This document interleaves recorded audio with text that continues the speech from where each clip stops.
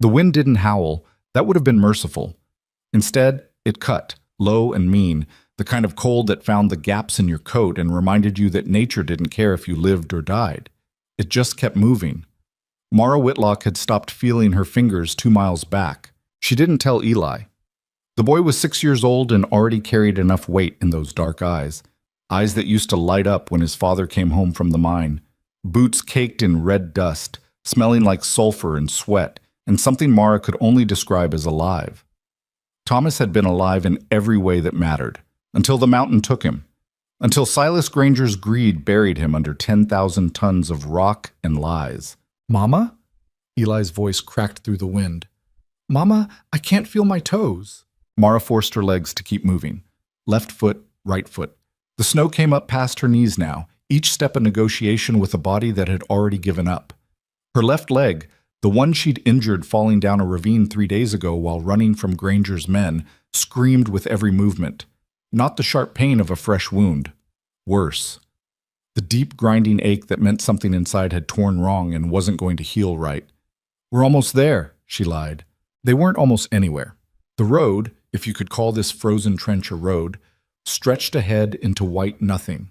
No landmarks, no cabin smoke, just skeletal trees clawing at a sky the color of old bruises. Eli stumbled.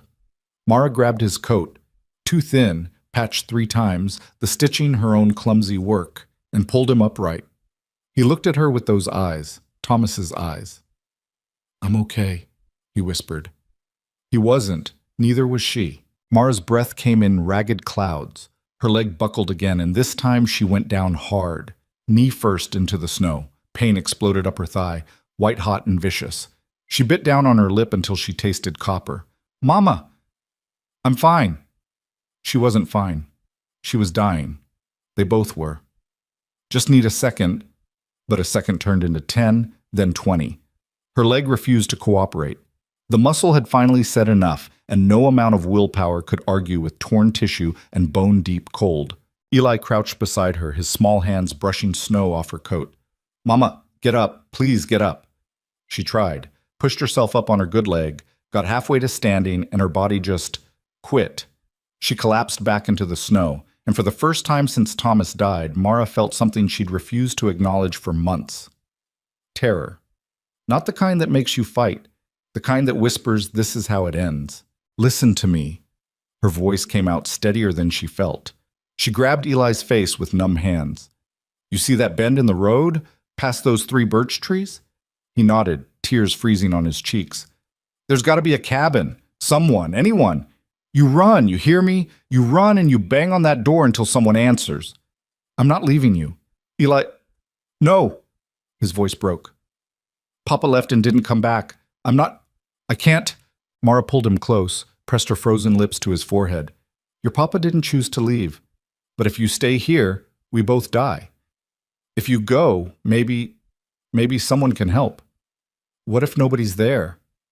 Then you keep going. You don't stop. You remember your name. You remember mine. And you survive." She pushed him back, looked him dead in the eye. "You're a Whitlock. We don't quit, even when we should." Eli's whole body shook. Cold, fear, grief, all of it tangled up in a 6-year-old frame that shouldn't have to carry any of it. But he nodded. Once. Firm. "I'll come back," he said. "I promise." "I know." She didn't know. She didn't know anything except that she was watching her son disappear into the storm, his small shape swallowed by white, and she couldn't follow. Mara let herself sink back into the snow. The cold didn't feel so bad now, almost comfortable. Her leg had stopped screaming. Everything had stopped screaming. She reached into her coat, fingers clumsy, barely working, and pulled out the deed. Oilcloth wrapped, sealed with wax that had cracked during the fall down the ravine. Thomas's handwriting on the envelope, "Family Land, Whitlock Holdings, 1879. 8 years ago, when they'd filed the claim. When the mine was just a dream, and Thomas was just a man with rough hands and a good heart who promised her they'd build something real. Silas Granger had stolen it all. The land, the mine, the lives. And he'd done it with forged papers and bought officials, and the kind of cruelty that came easy to men who'd never gone hungry. Mara had stolen it back. Breaking into Granger's office 2 weeks ago had been suicide. She'd known it going in. But desperation makes you stupid, and widow's grief makes you dangerous. She'd waited until his Friday night card game, the one where he got drunk and loud and distracted, and she'd slipped through the back window of his land office like a shadow. The deed had been in his safe, along with a ledger. A ledger that documented every bribe, every forged signature, every deliberate safety violation that had led to the collapse. Names, dates, amounts. Proof that Silas Granger had murdered 23 men for profit and called it an accident. Thomas's name was in that ledger, highlighted, circled, with a note in Granger's handwriting, problem, handle it. 3 days later, the tunnel collapsed. Thomas never came home. Mara pressed the deed to her chest. Her breathing had gone shallow. The edges of her vision flickered gray. She'd almost done it, almost gotten the proof to someone who mattered, but almost didn't count for much when you were bleeding out in the snow with no rescue coming. Somewhere in the distance, she heard barking. Dogs, maybe. Or her mind breaking down, conjuring sounds to make dying less lonely. Her eyes closed. But Rowan Creed was splitting wood when the knocking started. Not normal knocking. Frantic, desperate. The kind that said emergency before a word was spoken. He drove the axe into the stump and straightened, vertebrae cracking in the cold. The knocking kept going. Small fists, rapid, uneven. Rowan crossed the cabin in 4 strides and yanked the door open.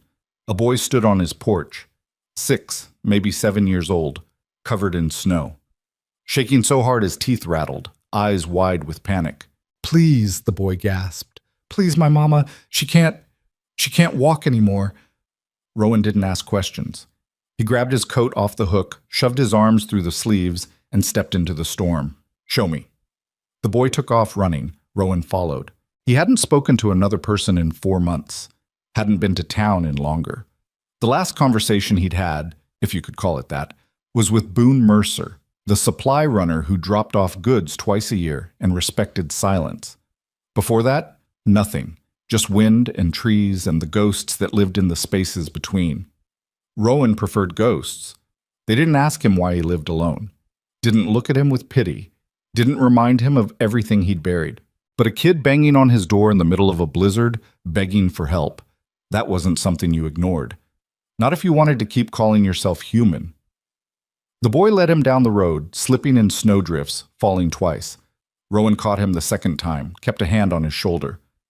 "How far?" "Not far, just past the trees. She said someone would be there." They rounded the bend. Rowan saw her.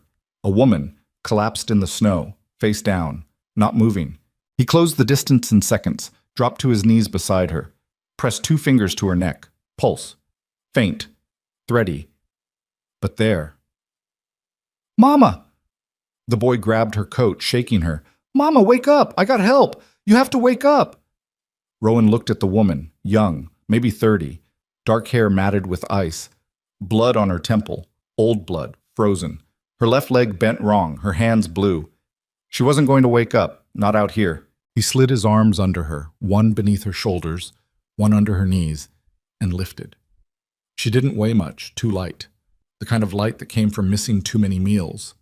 The boy stared at him, tears streaming. Is she? She's alive." Rowan's voice came out rougher than he intended. 3 years of not using it had turned it into gravel. "But we need to move, now." He started walking, fast. The boy jogged beside him, struggling to keep up. Rowan didn't slow down. Couldn't. Every second out here was a second closer to losing her. The cabin appeared through the snow, small, solid smoke rising from the chimney. Rowan kicked the door open, carried the woman inside, and laid her on the floor near the fire. The boy hovered, hands fluttering uselessly. "What do we do? What?" "Get that blanket, the heavy one by the bed." Rowan pointed without looking. He was already working, pulling off her gloves, checking her fingers for frostbite. Bad. Not black yet, but close. Her face was waxen, lips gray. The boy dragged the blanket over. Rowan wrapped her tight, then started unlacing her boots. Her left foot was swollen. The boot came off wrong. When he touched her calf, she made a sound, low, pained, barely conscious, broken, or close to it. He looked at the boy. "What's your name?" "Eli." "Eli, I need you to listen. Your mama's hurt bad. I'm going to help her, but you need to stay out of the way. Can you do that?" Eli nodded, eyes locked on his mother. "Good." Rowan turned back to the woman. He moved methodically, checking airways, breathing, circulation. Basics. Things he'd learned a lifetime ago from a field medic during a skirmish he didn't like remembering. The kind of knowledge you never forgot, even when you wished you could. Her breathing stabilized. Color started creeping back into her face. Just a little. Enough. Rowan sat back on his heels, exhaled. She'd live. Probably. If infection didn't set in. If the leg wasn't worse than it looked. If a dozen other things didn't go wrong. He glanced at Eli. The boy had wrapped his arms around himself, standing in a puddle of melted snow, watching his mother like she might disappear if he looked away. "When's the last time you ate?" Rowan asked. Eli blinked. I don't know. Yesterday? Day before? Maybe 3 days? 3 days. Rowan stood, moved to the kitchen. He pulled out bread, stale but edible, cheese, dried meat, poured water from the pitcher into a tin cup, brought it all over and shoved it into Eli's hands.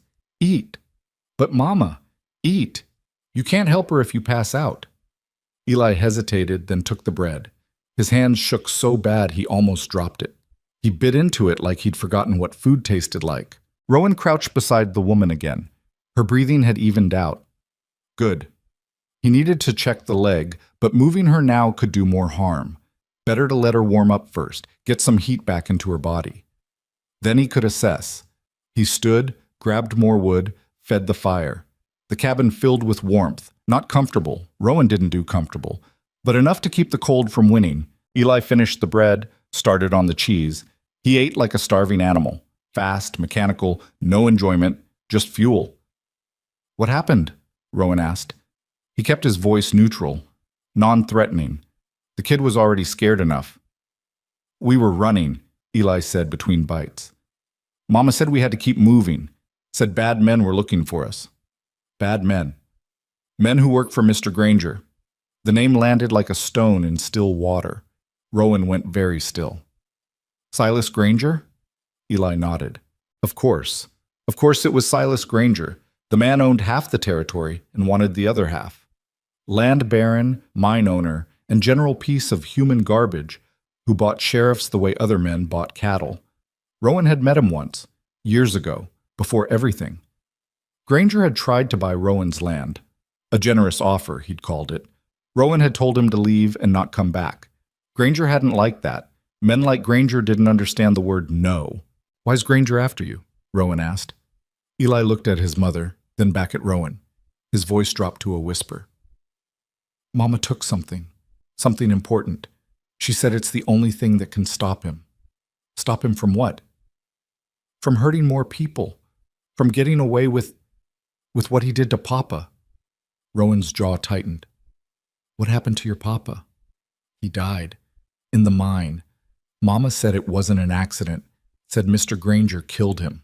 The boy said it so matter-of-factly, like he'd already processed the worst truth a kid could learn and come out the other side hollow. Rowan didn't respond. What could he say? That the world was cruel and men like Granger always won? The kid already knew that. He looked at the woman, Eli's mother, lying unconscious by the fire. Thin, battered, running on nothing but desperation and a mother's refusal to let her child die. She'd stolen something from Granger, something important enough to run, important enough to risk everything, which meant Granger would be looking for her. And when men like Granger looked for something, they didn't stop until they found it, or burned down everything in the way trying. Rowan stood, walked to the window, looked out at the storm. Snow came down in sheets now, full whiteout. No one was traveling in this. Not tonight. But tomorrow? Day after? He turned back. Eli had finished eating and curled up next to his mother, one small hand resting on her arm. The kid's eyes were closing, fighting it, losing. "You can sleep," Rowan said. "She's safe. You're safe." "Promise?" Eli's voice was barely audible. Rowan didn't make promises. Promises were lies you told yourself when you wanted to believe the world was kinder than it was. He'd made promises before, to a woman with laughing eyes and a little boy who'd called him Papa. He'd promised them safety, security, a future. He'd buried them both in the same week. But this kid, this scared, exhausted, half-starved kid who'd run through a blizzard to save his mother, deserved something better than the truth. Yeah, Rowan said, I promise. Eli's eyes closed. 10 seconds later, he was out.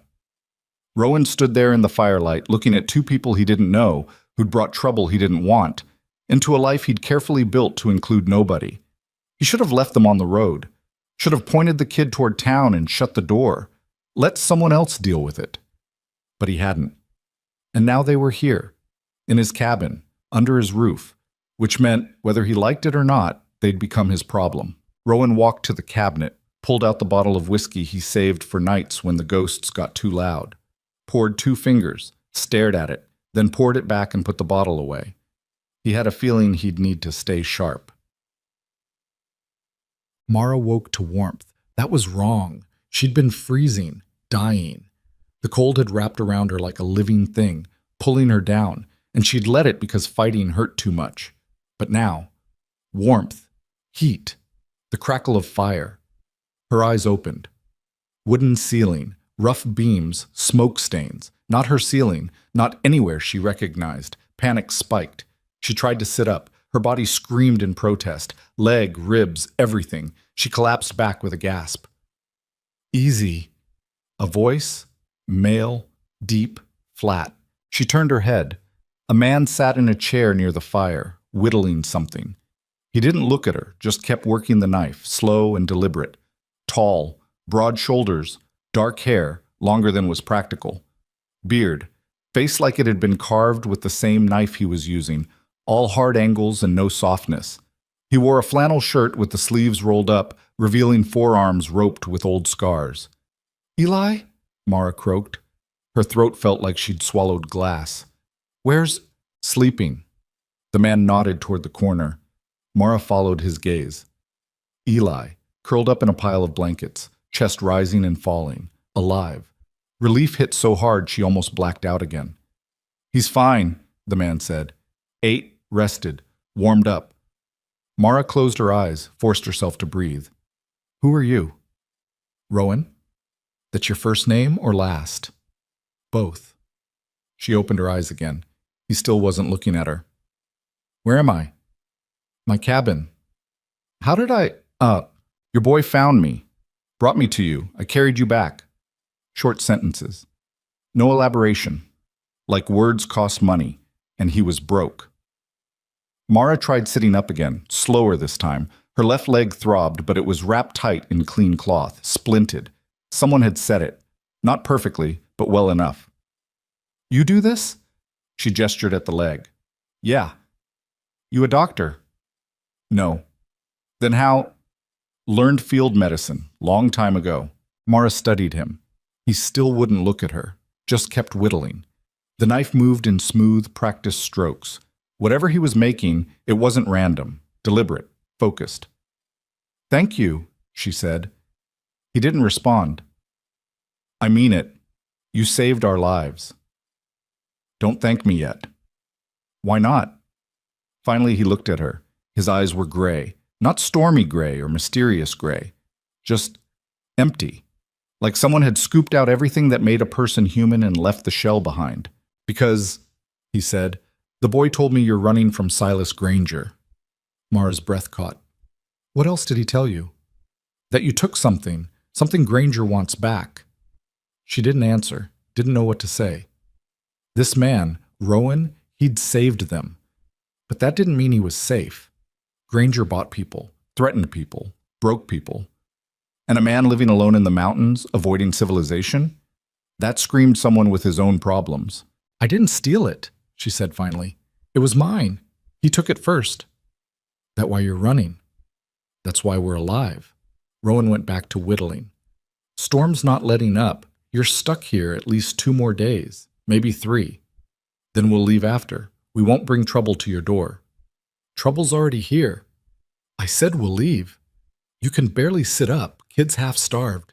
You think you're walking out of here in 2 days? I've done worse. I don't doubt it. He gestured at her leg. But physics doesn't care how tough you are.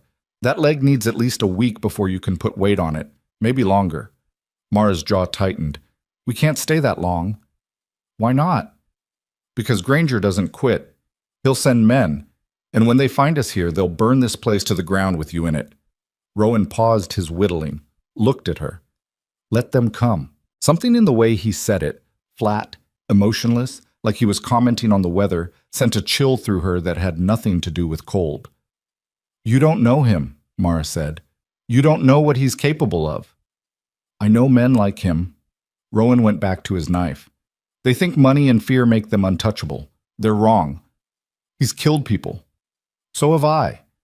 The words hung in the air. Not a threat, not a boast, just fact. Mara stared at him. Rowan kept whittling. Who are you? She asked quietly. Someone who wants to be left alone. Then why help us? For the first time, something flickered across his face. Not quite emotion, just a crack in the mask. Kid knocked on my door. What was I supposed to do? Most people would have pointed us toward town. I'm not most people. Clearly. Silence stretched. The fire popped. Wind rattled the windows. Somewhere outside, the storm kept raging. Mara shifted, winced. Everything hurt. She reached under the blanket, felt for the deed. Gone. Panic flooded her. Where is it? The envelope I had. Where? Mantle. Rowan nodded toward the fireplace. Dried it out, didn't open it. Mara looked. There it was. Oilcloth wrapping, a little worse for wear, but intact. You didn't look inside? She asked. None of my business. It could be anything. Could be, I don't know, could be dangerous. So could you. He shrugged. Still pulled you out of the snow. Mara didn't know what to make of this man. Didn't know if she should trust him or fear him or both. He'd saved their lives, but there was something in his eyes, that emptiness, that suggested a man who'd already lost everything and had nothing left to protect. Those were the most dangerous kind. The boy called you Mama, Rowan said. I am his mother. Called someone else Papa, past tense. Mara's throat tightened. My husband died 4 months ago. I'm sorry. Are you? No. Rowan's honesty was almost refreshing. I don't know you, didn't know him, but I know what it's like to lose someone. So I'm sorry you're going through it. You lost someone, Mara said, not a question. Everyone loses someone. Not like you did. He looked at her then. Really looked. And for just a second she saw it. The weight he carried. The reason he lived alone. The thing that had carved away his humanity and left him hollow. No, he said quietly. Not like I did. They didn't speak after that.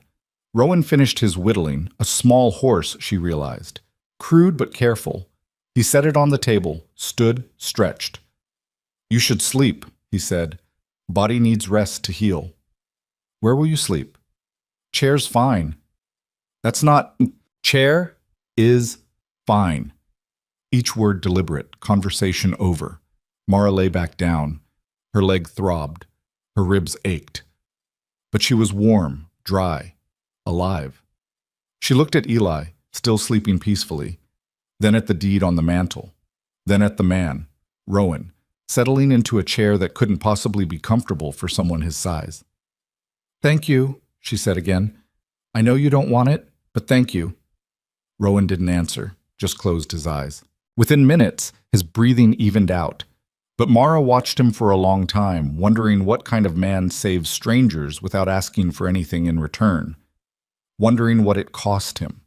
And wondering, when Granger's men finally came, if he'd regret opening that door. Morning came gray and cold, the kind of dawn that never really arrived, just shifted from black to less black. Mara woke to the smell of coffee and the sound of someone moving around the cabin with practiced quiet. She opened her eyes. Rowan stood at the stove, pouring water from a kettle into 2 tin cups. He moved like someone used to being alone, efficient, no wasted motion, no noise. Eli was still asleep, buried under blankets. Mara tried to sit up. Her leg immediately reminded her why that was a bad idea. She bit back a gasp, but Rowan heard it anyway. He glanced over his shoulder. Don't move yet, he said. Need to check the leg first. He brought over one of the cups. Coffee. Black, strong enough to strip paint. Can you sit? He asked. Can I stop you if I say no? Probably not. She took the coffee, used her good leg to push herself into a sitting position. The world tilted, then steadied. Her head pounded. When had she last had water? Real water, not melted snow? Rowan crouched beside her, started unwrapping the splint. His hands were careful, deliberate. Not gentle, there was nothing gentle about this man, but precise. Like he'd done this before, many times. The wrapping came off. Mara looked at her leg and wished she hadn't. Swollen, mottled purple and yellow. A gash across her calf that someone, Rowan, had stitched with black thread. You sewed me up, she said. Couldn't leave it open. When? Last night. You were out cold. Mara stared at the neat row of stitches. Not pretty, but functional. Where'd you learn to do that? War. Which one? Does it matter? She supposed it didn't. Every man out here had fought in something. Indian wars, range wars, the big one back east that nobody wanted to talk about anymore. Violence followed men like shadows, and the frontier attracted the ones who'd seen too much of it. Rowan pressed his fingers along her shin, watching her face. She kept it blank. Refused to give him the satisfaction of seeing her flinch. Bone's not broken, he said. But you tore something in the muscle. Maybe the tendon. Hard to tell without cutting you open, and I'm not doing that. How long before I can walk? Walk? Week.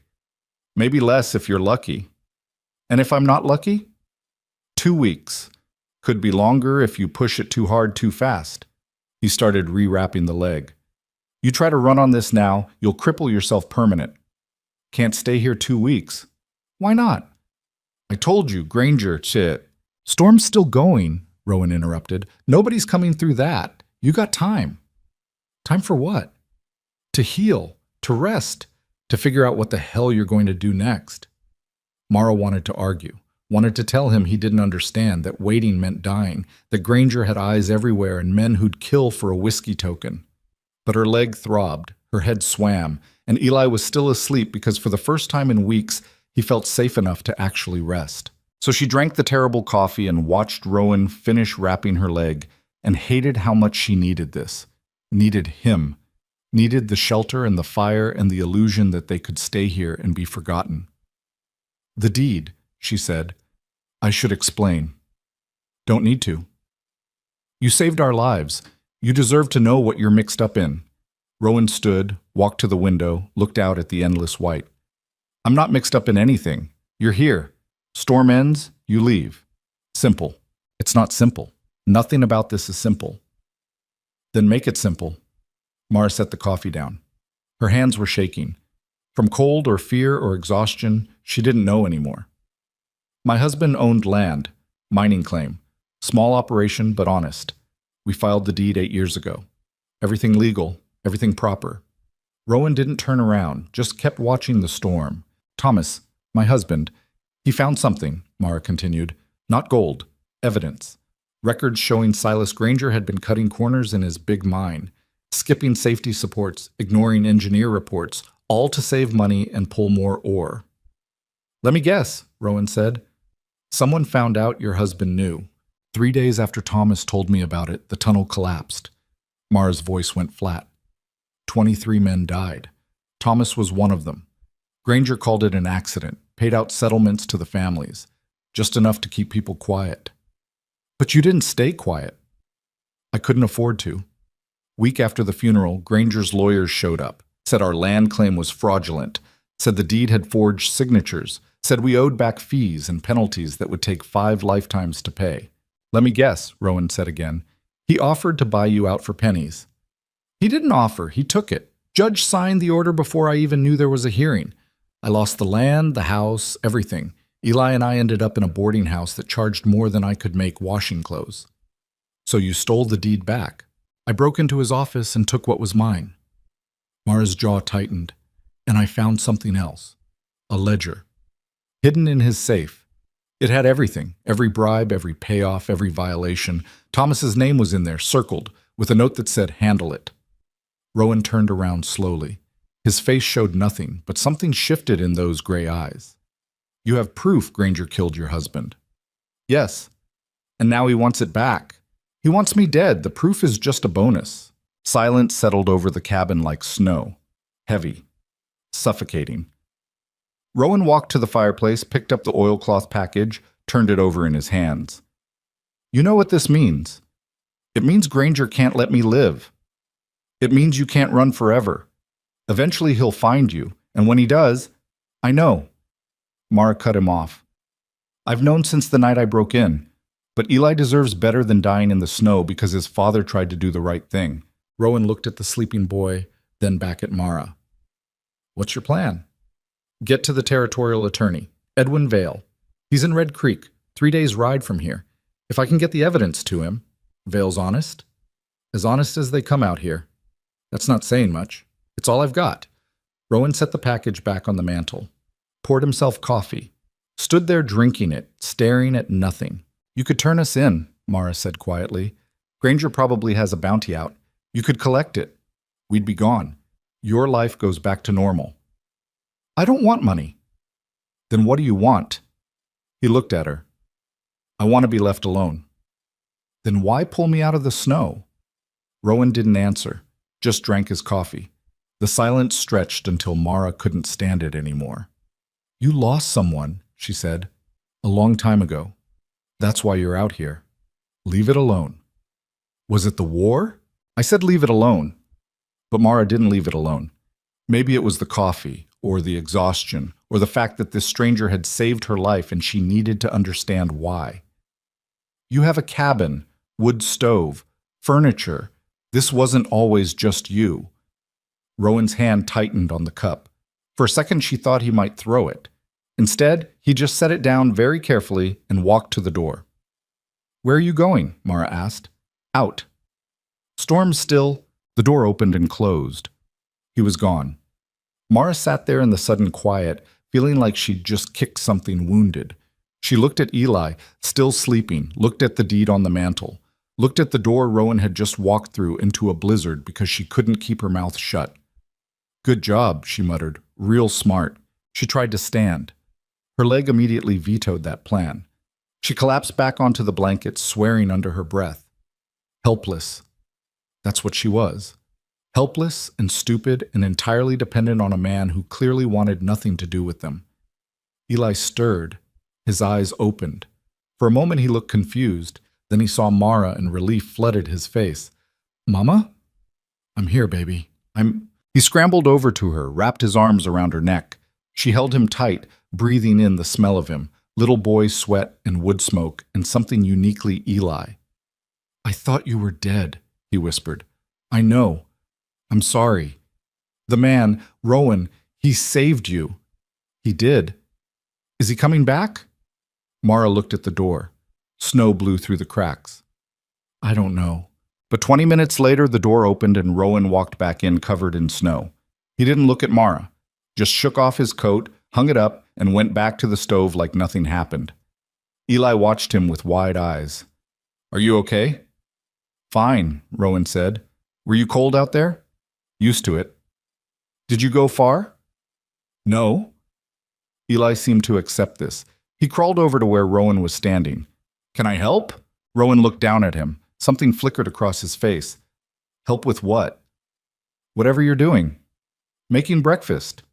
You know how to cook? Mama taught me some things. Then you can help.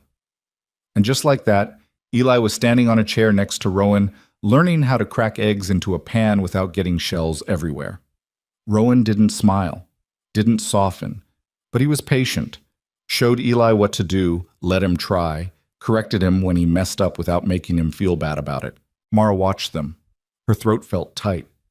Thomas used to do that, teach Eli things. How to tie knots, how to identify rocks, how to whistle through his fingers, all the small things fathers pass to sons. And here was this stranger, this hard, broken man who lived alone in the mountains, doing the same thing without being asked. They ate breakfast in silence. Eggs, bread, some kind of dried meat that was probably older than Eli but tasted good enough. Mara ate slowly, trying not to think about how many meals they'd missed, trying not to think about how good it felt to be warm and fed, trying not to think about what happened when the storm ended. After breakfast, Eli asked if he could play. Rowan pointed at a crate in the corner. Carved some things a while back. Help yourself. Eli dug into the crate like it was Christmas. Pulled out wooden animals. Horses, bears, wolves, deer. Each one carved with the same careful precision Rowan brought to everything else. Did you make all these? Eli asked. Yeah. They're good. There's something to do. Eli sat on the floor, setting up the animals in some kind of game only he understood. Rowan watched him for a moment, then turned away. But Mara saw it. The look on his face, pain, old, deep. She waited until Eli was absorbed in his game, then spoke quietly. I'm sorry, for earlier. I shouldn't have pushed. Rowan didn't answer right away. He was cleaning the pan, scrubbing it harder than necessary. You were right, he said finally. There were other people here, long time ago. Your family? Wife, son. Son was about his age. He nodded toward Eli. What happened? Winter fever. Swept through the valley 7 years ago. Killed half the settlement, including them. His voice was completely flat. No emotion, like he was talking about the weather. I was in town getting supplies, came back 3 days later. They were already gone. Mara didn't know what to say. What could anyone say to that? I stayed, Rowan continued. Don't know why. Maybe I thought I deserved to be here. Where it happened. Maybe I was just too tired to leave. He set the pan down. Been here ever since, alone. And that's how I wanted it. Until we showed up. Until you showed up. I'm sorry. Stop apologizing. He turned to face her. You did what you had to do. For him. He nodded at Eli. That's what parents do. They keep their kids alive, no matter what. Is that what you would have done? I tried. Wasn't enough. The weight in those words could have crushed stone. Mara understood it, that guilt, that feeling of failing the one person who needed you most. She carried the same weight. Every mother who'd lost a husband, every widow who watched her child go hungry, they all carried it. You can't save everyone, she said. I know. But you saved us. Rowan looked at her, really looked, and for the first time since she woke up, she saw something human in those gray eyes. Something that wasn't quite dead yet. Yeah, he said. I guess I did. The storm raged for 2 more days. Mara healed, slowly. Rowan changed her bandages twice a day, checked for infection, made her drink water even when she wasn't thirsty. He was gruff about it, no bedside manner, but effective. Eli followed Rowan everywhere, asking questions, watching him work, learning how to split kindling without losing fingers, how to read weather from the color of the sky, how to tell time by the angle of the sun when there was no sun to see. Rowan answered the questions with the same flat delivery he used for everything. But he answered them. And sometimes, not often, but sometimes, Mara caught him looking at Eli the way you look at something you'd forgotten existed, like hope. On the 3rd morning, the storm broke. The wind died. The snow stopped. The world went silent in that particular way it does after a blizzard, like nature was holding its breath. Rowan opened the door. Bright white everywhere. 4 feet of fresh snow. The road was completely gone. We're snowed in, he said. Probably another 3 days before it's passable. Mara's stomach dropped. 3 more days. 3 more days of Granger getting closer. 3 more days of borrowed time. But there was nothing to do about it. The snow was there. Physics was physics. So they waited. Rowan spent the time teaching Eli things. How to make rope from tree bark. How to set a snare for rabbits. How to keep a fire going in wet conditions. Survival skills. The kind of knowledge that meant the difference between living and dying out here. Mara watched them from her spot by the fire. Her leg was getting better. She could put weight on it now without wanting to scream. Rowan had made her a crutch from a branch, crude but functional. She practiced walking, short distances at first, then longer. Her leg burned. The muscle screamed, but it held. On the 4th night, they sat around the fire after dinner. Eli was playing with the carved animals again. Rowan was whittling something new. Mara was trying not to think about tomorrow, when the road would be clear enough to leave. Tell me about Red Creek, Rowan said suddenly. Mara looked up. What about it? How far? What the roads are like, where Vale's office is. Why? Because you're going there. Might as well know what you're walking into. Mara hesitated. 3 days' ride, 4 on foot with a bad leg. The main road goes through Coulter's Pass, but Granger has men watching it. There's a back route through the timber, but it's rough, steep, easy to get lost. And Vale's office? Center of town, next to the courthouse. Can't miss it. Rowan nodded, kept whittling. Why are you asking? Mara said. Just curious. You're not a curious man. He looked at her. No, I'm not. Then what are you thinking? I'm thinking you can't walk to Red Creek on that leg. Not through timber, not in winter. I'll manage. You'll die. Then I'll die trying. And the boy? That stopped her, because Eli was the one thing she couldn't argue around. If she died, Eli died. Simple math. I don't have a choice, she said quietly. There's always a choice. Not for me. Not anymore. Rowan was quiet for a long time. The fire popped. Eli made quiet sound effects for his game. Horses neighing, bears growling. Normal kid sounds. The kind Thomas would have loved to hear. I have a horse, Rowan said. Mara blinked. What? Horse. In the shed out back. Old but steady. Could carry 2 people to Red Creek if you didn't push too hard. You're offering to lend us your horse? I'm offering to take you to Red Creek. The words hung in the air like smoke. Mara stared at him. You can't be serious. Do I look like I joke? But you said you wanted to be left alone. I do want to be left alone. Rowan set down his knife. But I also know what happens to people who run from men like Granger with no help. They don't make it. And I didn't pull you out of the snow just to watch you die trying to walk 3 days through winter timber. This isn't your fight. No, it's not. Then why? Rowan looked at Eli. The boy had stopped playing, was listening. Those dark eyes fixed on Rowan with something like hope. Because, Rowan said slowly, sometimes you get a second chance to do the right thing. And I'm not wasting this one. Mara felt something crack in her chest. Not break, just crack. A little light getting through. If you do this, she said, Granger will come after you too. Let him. He has men, guns, money, power. I know. You could die. We all die. That's not... Listen. Rowan's voice cut through her protest. I've been dead for 7 years. Walking around. Breathing? But dead. Maybe this is how I stop being dead. Maybe it's not. But I'm doing it anyway. Eli spoke up, his voice small. Are you really taking us to Red Creek? Rowan looked at him. Yeah, kid, I am. Will we be safe there? Safer than here. Will you stay with us? Rowan hesitated. That question clearly caught him off guard. I don't know. Okay. Eli seemed to accept this. He went back to his game, but Mara saw it. The way Rowan watched the boy, the way something in his face softened just a fraction, the way 7 years of ice started to crack. We leave at first light, Rowan said.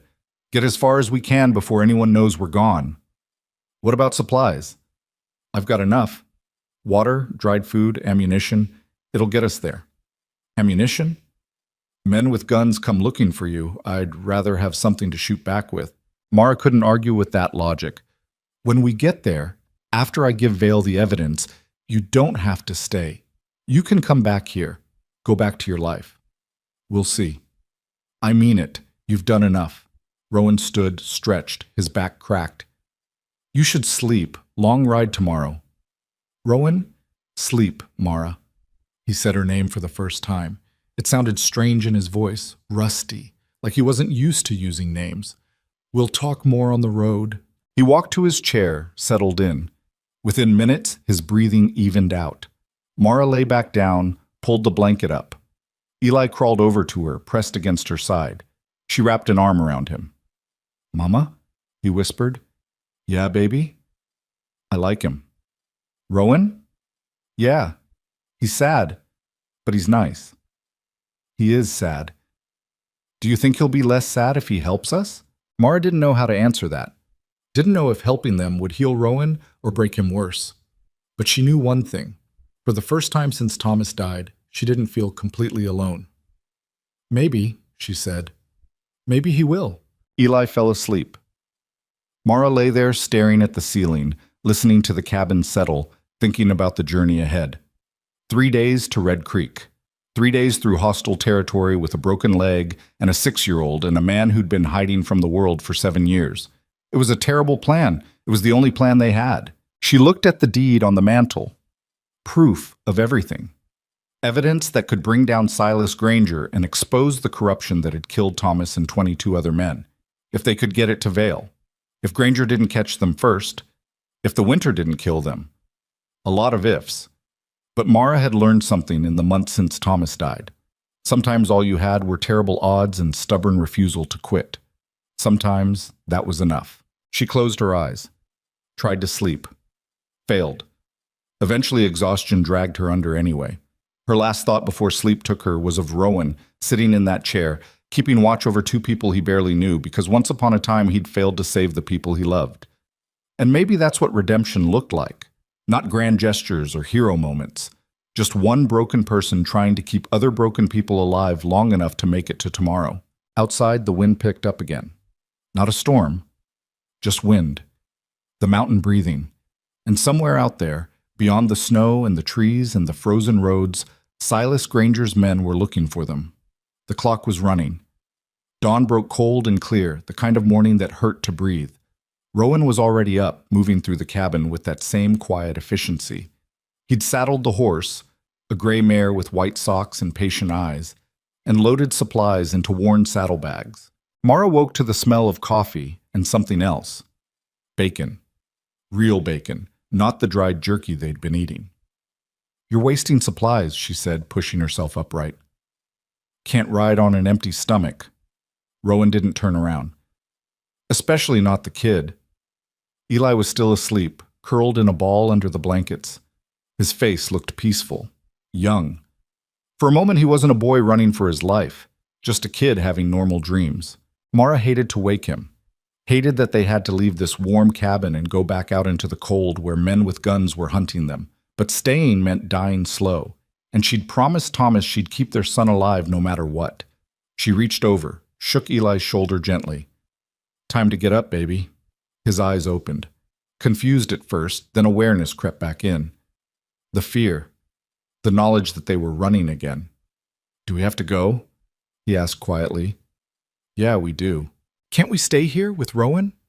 Mara looked at the man by the stove. His back was to them, but she knew he'd heard. "This isn't our home, Eli. We can't just stay." "Why not?" "Because people are looking for us, and we need to finish what we started." Eli sat up, rubbed his eyes. "Is Rowan really coming with us?" "He is." "Good." The relief in his voice cut through Mara like a knife. "I don't want him to be alone anymore." Rowan turned around then, 2 plates in his hands. His face showed nothing, but something flickered in those gray eyes. Something that might have been surprise or pain or both. They ate quickly. The bacon was good, probably the last decent food they'd have for days. Rowan watched them eat with that same unreadable expression, then handed Mara a bundle. "Extra clothes," he said. "Men's, but they'll keep you warm. Better than what you're wearing." Mara took the bundle. The shirt and pants were worn but clean, probably his wife's work clothes from before. She started to say something, then stopped. What could she say? Thank you felt inadequate. Everything felt inadequate. She changed behind a blanket Rowan hung up for privacy. The clothes were too big, but he was right. They were warmer, thicker, better for riding through winter. When she emerged, Rowan was helping Eli into a coat that had clearly been cut down from something larger. It still swallowed the boy, but it would keep him alive. "Arms up," Rowan said. Eli obeyed. Rowan adjusted the sleeves, rolled them up so Eli's hands were free. "How's that?" "Good." Eli looked down at himself. "I look like you." "You look warm. That's what matters." Rowan handed Mara the crutch he'd made. "You'll need this until we're mounted. After that, you hold on to me. Horse is steady, but you slip, you could hurt that leg worse." "I've ridden before." "Not with a torn muscle, you haven't." He grabbed the rifle leaning against the wall, checked the chamber, slung it over his shoulder. "We ride hard for the first few hours. Put distance between us and anyone who might be watching. Then we'll rest." "What if someone's already out there?" Mara asked. "What if Granger's men are waiting?" "Then we deal with it." The simplicity of the statement was almost funny, like dealing with armed men was as routine as dealing with weather. Maybe for Rowan it was. They stepped outside. The world had transformed into something alien. Snow everywhere, reflecting sun so bright it hurt to look at. The temperature had dropped overnight. Mara's breath came out in clouds so thick she could barely see through them. The horse stood waiting, already loaded. She was a solid animal, not beautiful, but built for endurance. The kind of horse that would get you where you needed to go without complaint. Rowan lifted Eli first, set him in front of the saddle. Then he turned to Mara. "Ready?" She nodded. He gripped her waist, hands careful, impersonal, and lifted her up behind Eli. Her leg protested but held. She wrapped one arm around Eli, used the other to grip the saddle. Rowan mounted last, settling in behind her. He was close. Too close. She could feel the heat coming off him, smell wood smoke and leather, and something else she couldn't identify. Something that was just him. "Hold on," he said. His voice was right by her ear. "We're not stopping unless we have to." He clicked his tongue. The horse started moving. They rode in silence. The snow crunched under the mare's hooves, a steady rhythm that was almost hypnotic. The cold bit at exposed skin. Mara pulled Eli closer, used her body to shield him from the wind. The cabin disappeared behind them. Then the clearing. Then everything familiar. Just trees and snow and the narrow trail that wound through them like a scar. After an hour, Eli spoke up. "Where are we going exactly?" "Red Creek," Rowan said. "Town about 3 days from here." "Is it nice?" "It's a town. Towns aren't nice or not nice. They just are." "Are there other kids?" "Probably." "Will we stay there?" Rowan didn't answer right away. Mara felt him shift behind her, adjusting his weight. "That's up to your mama." Eli twisted to look at Mara. "Will we?" "I don't know yet," she said honestly. "First we need to talk to someone there. After that, we'll see. What if the bad men find us?" "They won't." "But what if they do?"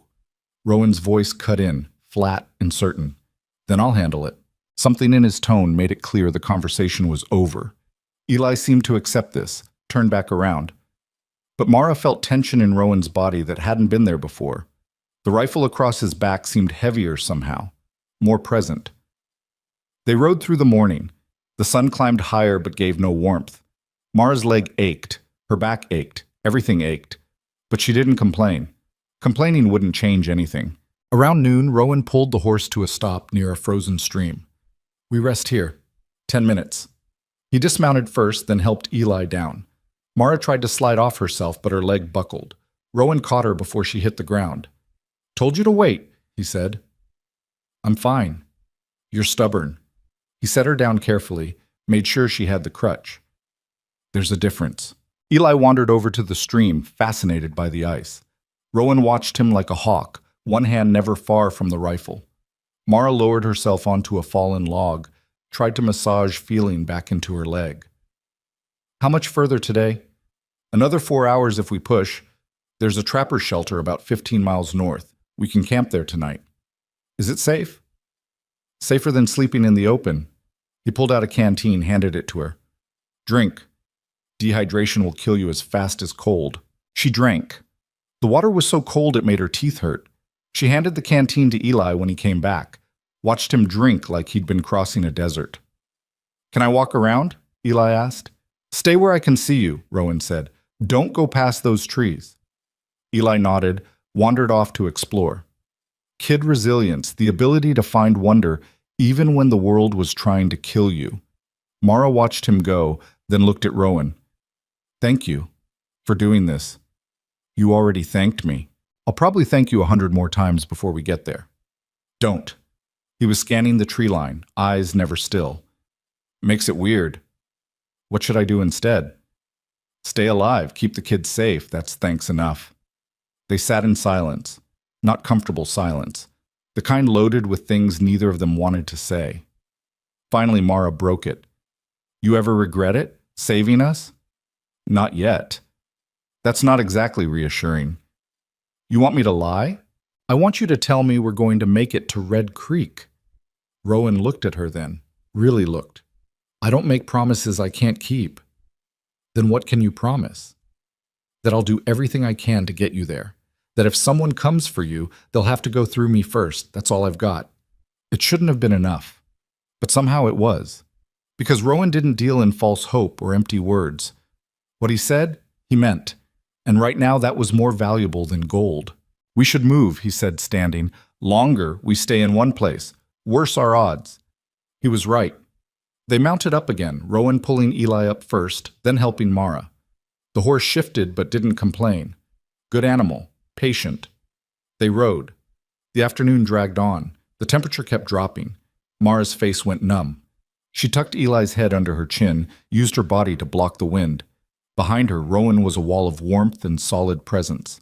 Around 4, the trail widened. They emerged from the trees onto what might have been a road once.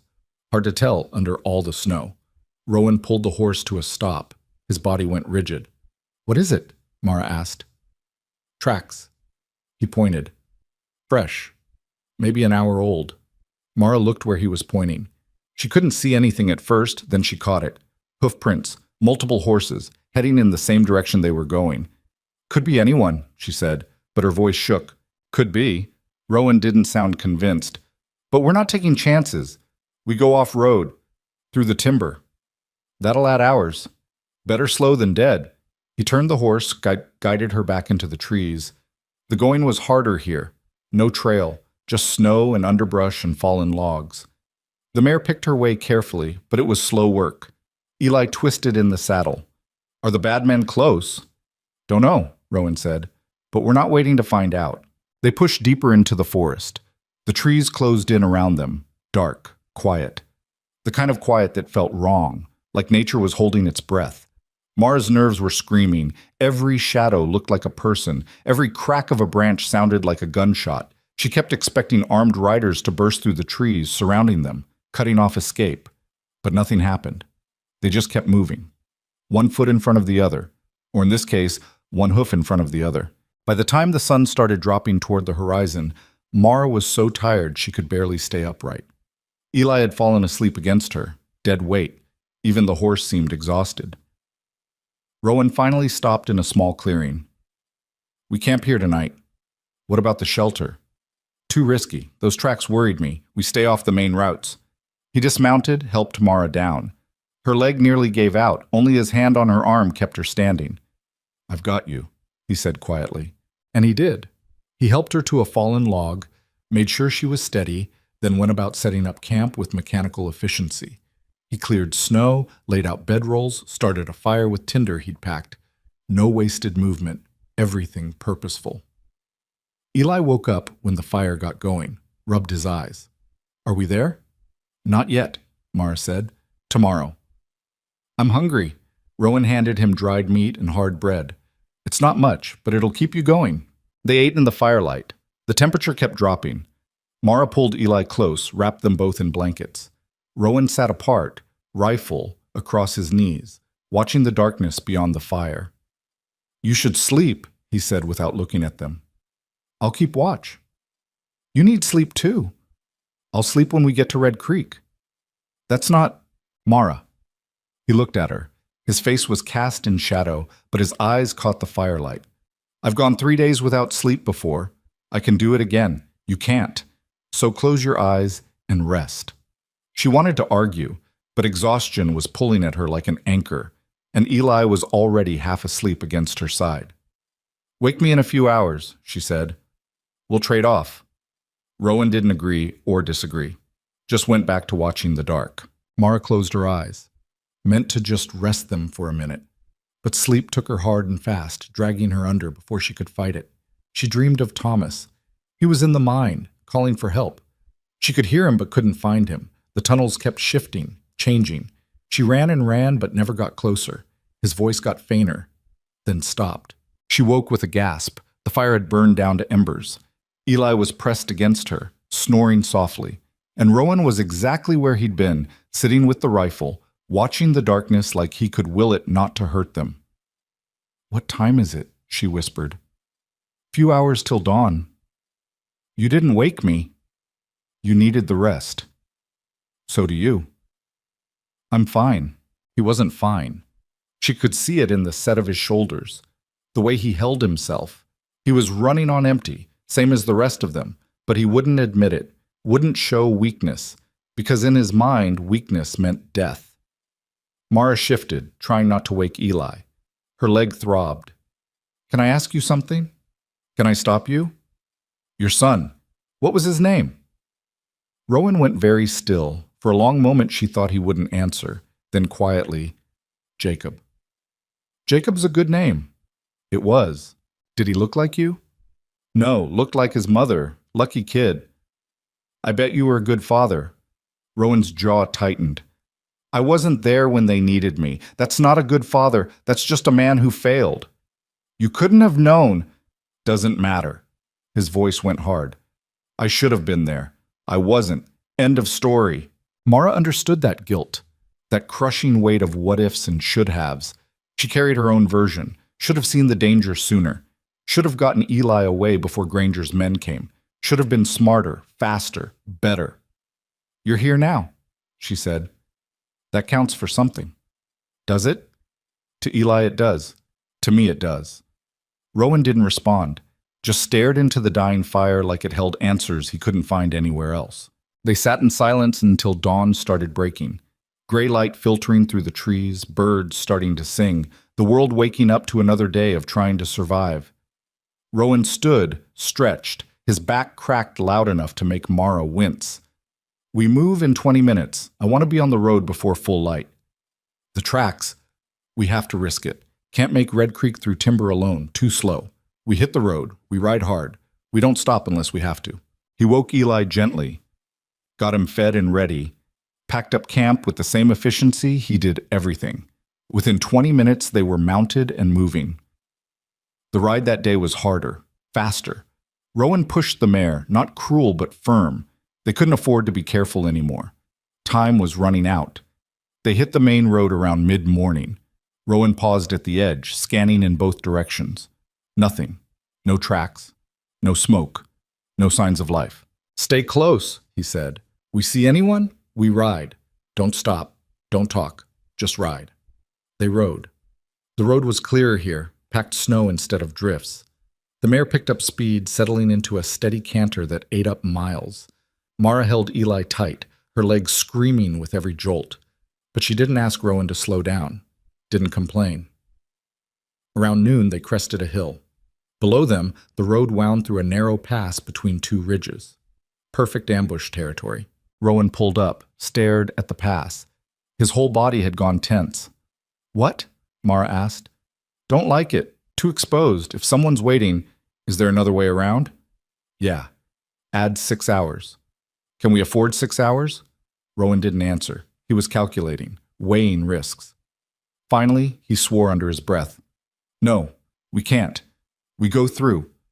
But we go fast. And if I say run, you hold on to that saddle like your life depends on it. Because it will." He clicked his tongue. The mare moved forward.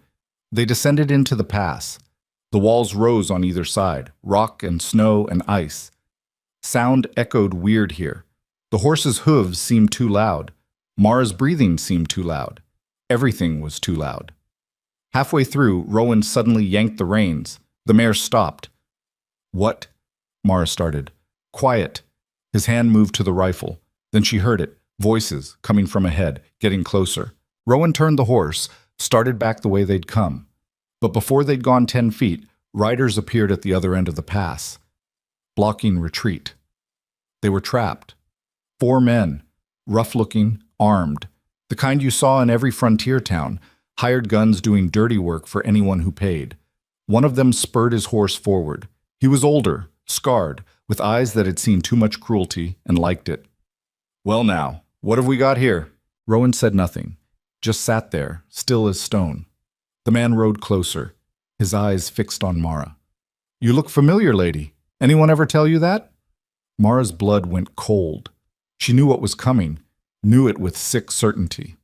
The man grinned, pulled out a folded paper, unfolded it, a wanted poster, rough sketch of a woman. Could have been anyone. Could have been Mara. "Says here there's a widow named Whitlock, wanted for theft. $500. Dead or alive."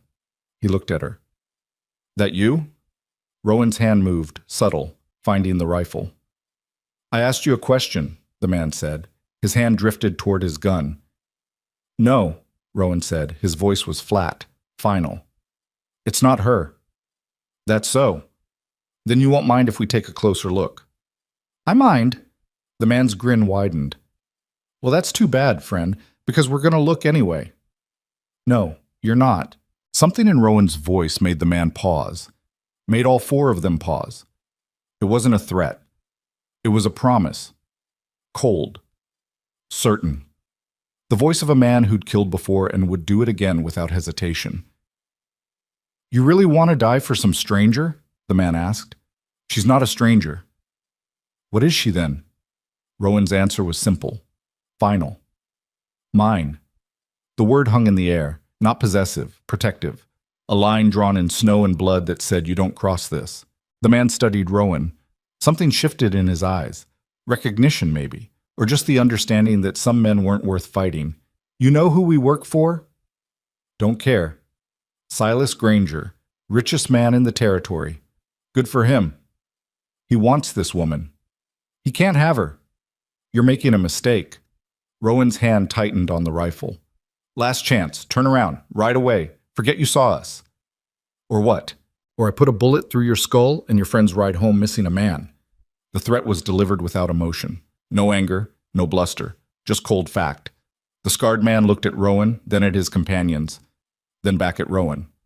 Whatever he saw in those gray eyes made his decision. This ain't over, he said. Yes, Rowan said. It is. The man turned his horse, rode back to his companions. They talked in low voices. Mara couldn't hear what was said, but she saw the looks they gave Rowan. Calculation, fear, respect. Finally, they turned and rode away. Back through the pass, disappearing around the bend. Rowan didn't move, didn't relax, just sat there, waiting, making sure they were really gone. After 5 minutes, he finally exhaled. Hold on. He didn't wait for confirmation, just kicked the mare into a gallop. They exploded forward, racing through the pass, putting distance between them and the confrontation. They rode hard for an hour. When Rowan finally slowed, they were miles away. Deep in timber again, hidden. He pulled up. Eli was crying silently. Mara was shaking. Rowan's hands were steady on the reins, but she could feel tension radiating off him like heat. Are they coming back? Mara asked. Eventually, maybe not them, but word will spread. Granger will know we're here. What do? We ride through the night, get to Red Creek before dawn. Once we're in town, around people, they can't touch us without causing a scene. You think that'll stop them? No, but it'll slow them down, give us time to get the deed to Vale. Mara looked at Eli, still shaking, looked at Rowan, jaw set, eyes hard, looked at the trail ahead, endless and dangerous. I'm sorry, she said, for dragging you into this. Little late for sorry. I know, but I am. Rowan turned to look at her. For just a second, his face softened. Stop apologizing. You're still alive. Kid's still alive. So am I. That's all that matters. Is it? Has to be. He turned back around, clicked his tongue. The mare started walking again. They rode into the fading light, 3 people running from a past that wouldn't let them go, racing toward a future that might not exist. And somewhere behind them, Silas Granger's men were mounting up, spreading the word, closing the net. The clock was ticking faster now.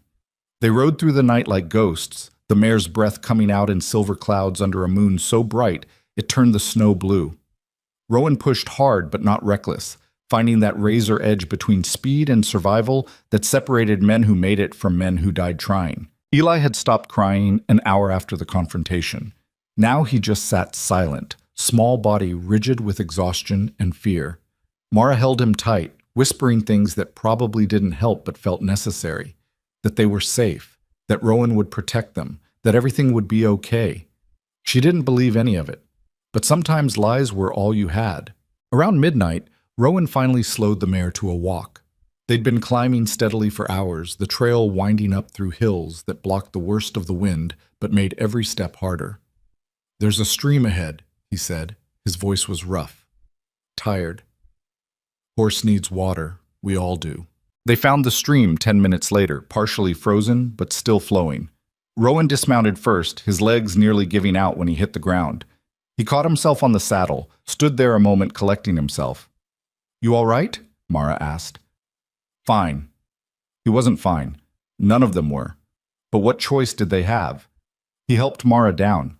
Her leg had gone numb hours ago, which was probably better than feeling it. Eli slid down on his own, stumbled, sat down hard in the snow. "I'm tired," the boy said. Simple statement. No complaint. Just fact. "I know." Rowan crouched beside him. "We'll rest here. 20 minutes. Then we keep moving." "I don't think I can." "You can. You're stronger than you think." "How do you know?" "Because you're still here. Still moving. That's what strong looks like." Eli looked at him with those dark eyes. "Are you strong?" "No, I'm just stubborn. There's a difference." "What's the difference?" Rowan paused, considering. "Strong people know when to quit. Stubborn people don't know how." "Which is better?" "Depends on the day." Mara watched this exchange while filling a canteen from the stream.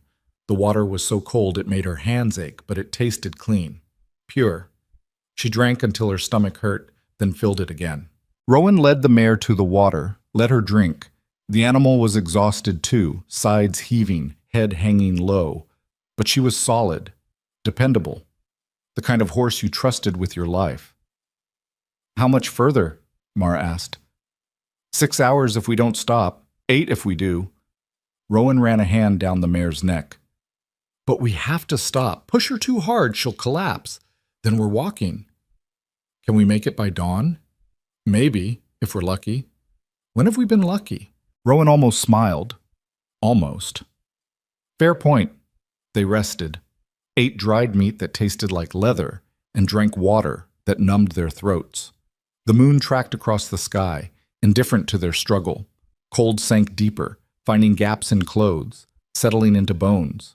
Eli dozed off, sitting up, head lolling against Mara's shoulder. She held him, stared at the stream, tried not to think about what happened if they didn't make Red Creek. If Granger's men caught them out here in the open, if Vale wasn't the honest man everyone claimed, if the deed wasn't enough proof. Too many ifs, too many ways this ended badly. "You're thinking too loud," Rowan said. Mara looked over. He was checking the rifle, making sure it was loaded, ready. "What? I can hear you thinking from here. Stop it." "How do you know what I'm thinking?" "Because you're thinking the same thing I am. All the ways this goes wrong. And it doesn't help, so stop." "That simple?" "That simple." Mara wanted to argue, but he was right. Spiraling into worst-case scenarios wouldn't change anything. They were committed now. Had been since the moment Rowan pulled her out of the snow. "Those men back there," she said. "They'll tell Granger where we are. Probably. He'll send more. Better men, faster." "I know." "Doesn't that worry you?" Rowan finished checking the rifle, set it aside. "Worrying changes nothing. All I can do is put one foot in front of the other until we get there or we don't." "That's it? That's your philosophy?" "You got a better one?" She didn't. "What happens when we get to Red Creek?" "We find Vale. You give him the deed. He does whatever he's going to do. And then? Then you figure out what comes next." "What about you?" Rowan was quiet for a long moment. "I don't know yet." "You could stay in Red Creek. Start over." "Start over as what? I've been a hermit for 7 years. Don't exactly have marketable skills." "You kept us alive. That counts for something." "That's just survival. Anyone can survive." "No," Mara said quietly. "Not anyone. Most people would have left us in the snow. You didn't." "Maybe I should have." "But you didn't." He looked at her then. Really looked. And for just a second she saw past the walls he'd built. Saw the man underneath, scared, tired, carrying weight that would have crushed most people years ago. "Time to move," he said, standing. Conversation over. They mounted up. Rowan pulled Eli up, the boy barely conscious. Mara settled behind them, wrapped her arms around both. The mare started walking. The hours blurred together, dark, cold. Movement. That's all there was. Mara's leg had gone from numb to burning, each jolt sending pain shooting up her spine. But she didn't say anything. What would be the point? Around 4 in the morning, they crested a hill and Rowan pulled up short. Below them, maybe 3 miles distant, lights flickered. A town. Small. Maybe 24 buildings, but unmistakably civilization. Red Creek. "We made it," Mara breathed. "We're close," Rowan corrected. "Not the same thing." He was right. 3 miles might as well be 30 if Granger's men were between them and safety. They'd come too far to get sloppy now. Rowan guided the mare down the hill, staying off the main road, using whatever cover the terrain provided. Moving slow. Careful. Every sense alert for trouble. They were maybe a mile out when Eli spoke up. "Someone's coming." Rowan's hand moved to the rifle. "Where?" "Behind us. I heard something." Mara twisted, looked back. At first she saw nothing, then movement. Shadows against snow. Riders. Multiple. "How many?" Rowan asked, not looking back, trusting Eli's eyes. 3. Maybe 4. It's hard to tell. Rowan swore under his breath, kicked the mare into a trot, not running yet, not giving away that they'd been spotted, but moving faster. The mare responded, tired muscles finding something extra. Good horse, loyal. Mara looked back again. The riders were closer now, definitely 4, moving faster than they were, closing the distance. "They see us," she said. "I know." Rowan's voice was tight. "Hold on." He kicked the mare into a gallop. They flew down the trail, snow spraying behind them. The buildings of Red Creek got closer. Half a mile, quarter mile. So close Mara could see individual windows. Behind them, the riders were gaining, shouting now, drawing weapons. The first gunshot cracked through the night. "Down!" Rowan yelled. Mara pressed Eli flat, covered him with her body. Another shot. The bullet whined past, too close. The edge of town was right there. 50 yards. 40. 30. More shots. The mare stumbled, caught herself. Rowan pulled her hard right, putting buildings between them and the shooters. They crashed into Red Creek at a full gallop. Dogs started barking. Lights came on in windows. People shouted. Rowan didn't slow down until they reached the center of town, pulling up in front of a 2-story building with a sign that read, "Vale and Associates, Legal Services." He practically fell off the horse, legs barely holding. Helped Mara down, grabbed Eli. "Inside. Now." Mara stumbled toward the door. Locked. Of course it was locked. Middle of the night. Rowan didn't hesitate. He stepped back and kicked the door. Once, twice, wood splintered. The door crashed open. They tumbled inside just as the 4 riders rounded the corner into the square. Rowan slammed what was left of the door shut, shoved a desk in front of it. Not much of a barricade, but something. The building was dark. Smelled like paper and ink and old coffee. An office.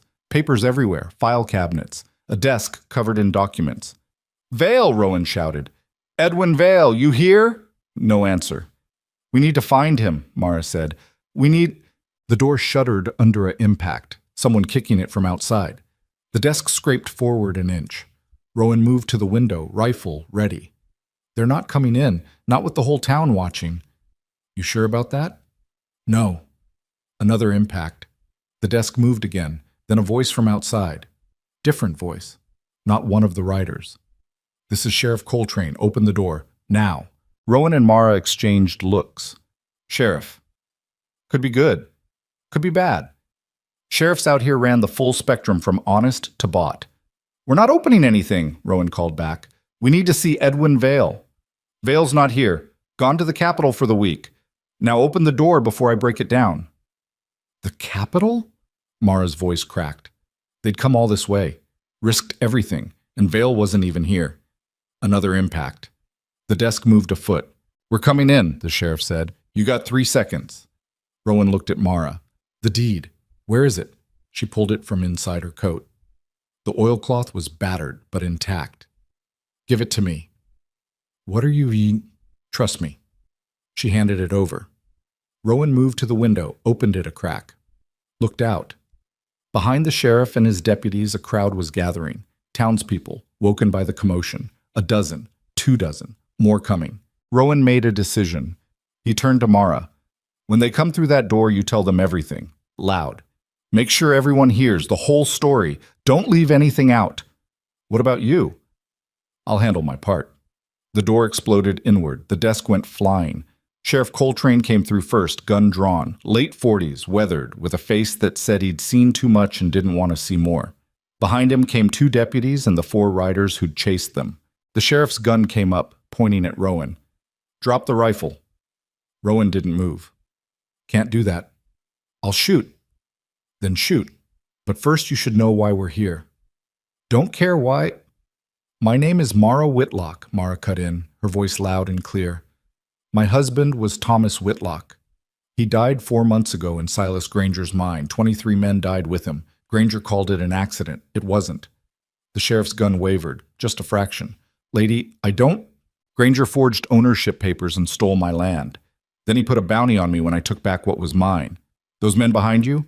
They work for him. They've been hunting us for 2 weeks. More people were crowding into the doorway now, listening. Mara could see it on their faces, curiosity, skepticism, but also recognition. Granger's name meant something here. One of the riders pushed forward, the scarred man from the pass. She's lying. She's a thief, wanted for... For what? Mara shot back.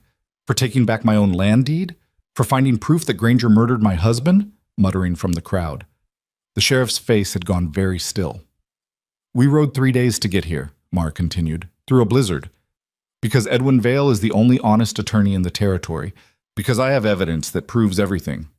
Where, Tachane? The sheriff asked. His gun was still up, but he was listening now. Rowan stepped forward, holding up the oilcloth package. Right here. The scarred man moved fast, drew his gun. That belongs to Mr. Granger. Touch it, and you're dead, Rowan said flatly. The rifle came up smooth, practiced, the barrel pointing directly at the man's chest. Everything stopped. Nobody breathed. Sheriff, Rowan said, not taking his eyes off the gunman. You got a choice to make. You can shoot me. Let these men take the evidence. Send this woman and her boy back to die in the snow, and everyone in this room will know you did it. Every person standing in that doorway saw what happened here. The sheriff's jaw worked. Or you take the evidence into protective custody until Vale gets back. You listen to what she has to say, and you do your job instead of Granger's. You're asking me to go against the richest man in the territory. I'm asking you to do what's right. There's a difference. Silence stretched. The only sound was breathing. Dozens of people packed into and around the office, waiting to see what happened next. Finally, the sheriff lowered his gun. Give me the package. Rowan didn't move. How do I know you won't destroy it? You don't. But if I was going to, I'd have shot you already and taken it. He looked at the crowd. Too many witnesses now. I do anything dirty, word spreads. Can't have that. Rowan held his gaze for a long moment. Then slowly, carefully, he handed over the oilcloth package. The sheriff took it, opened it, pulled out the deed and the ledger. His eyes scanned the pages, widened, kept reading. One of Granger's men stepped forward.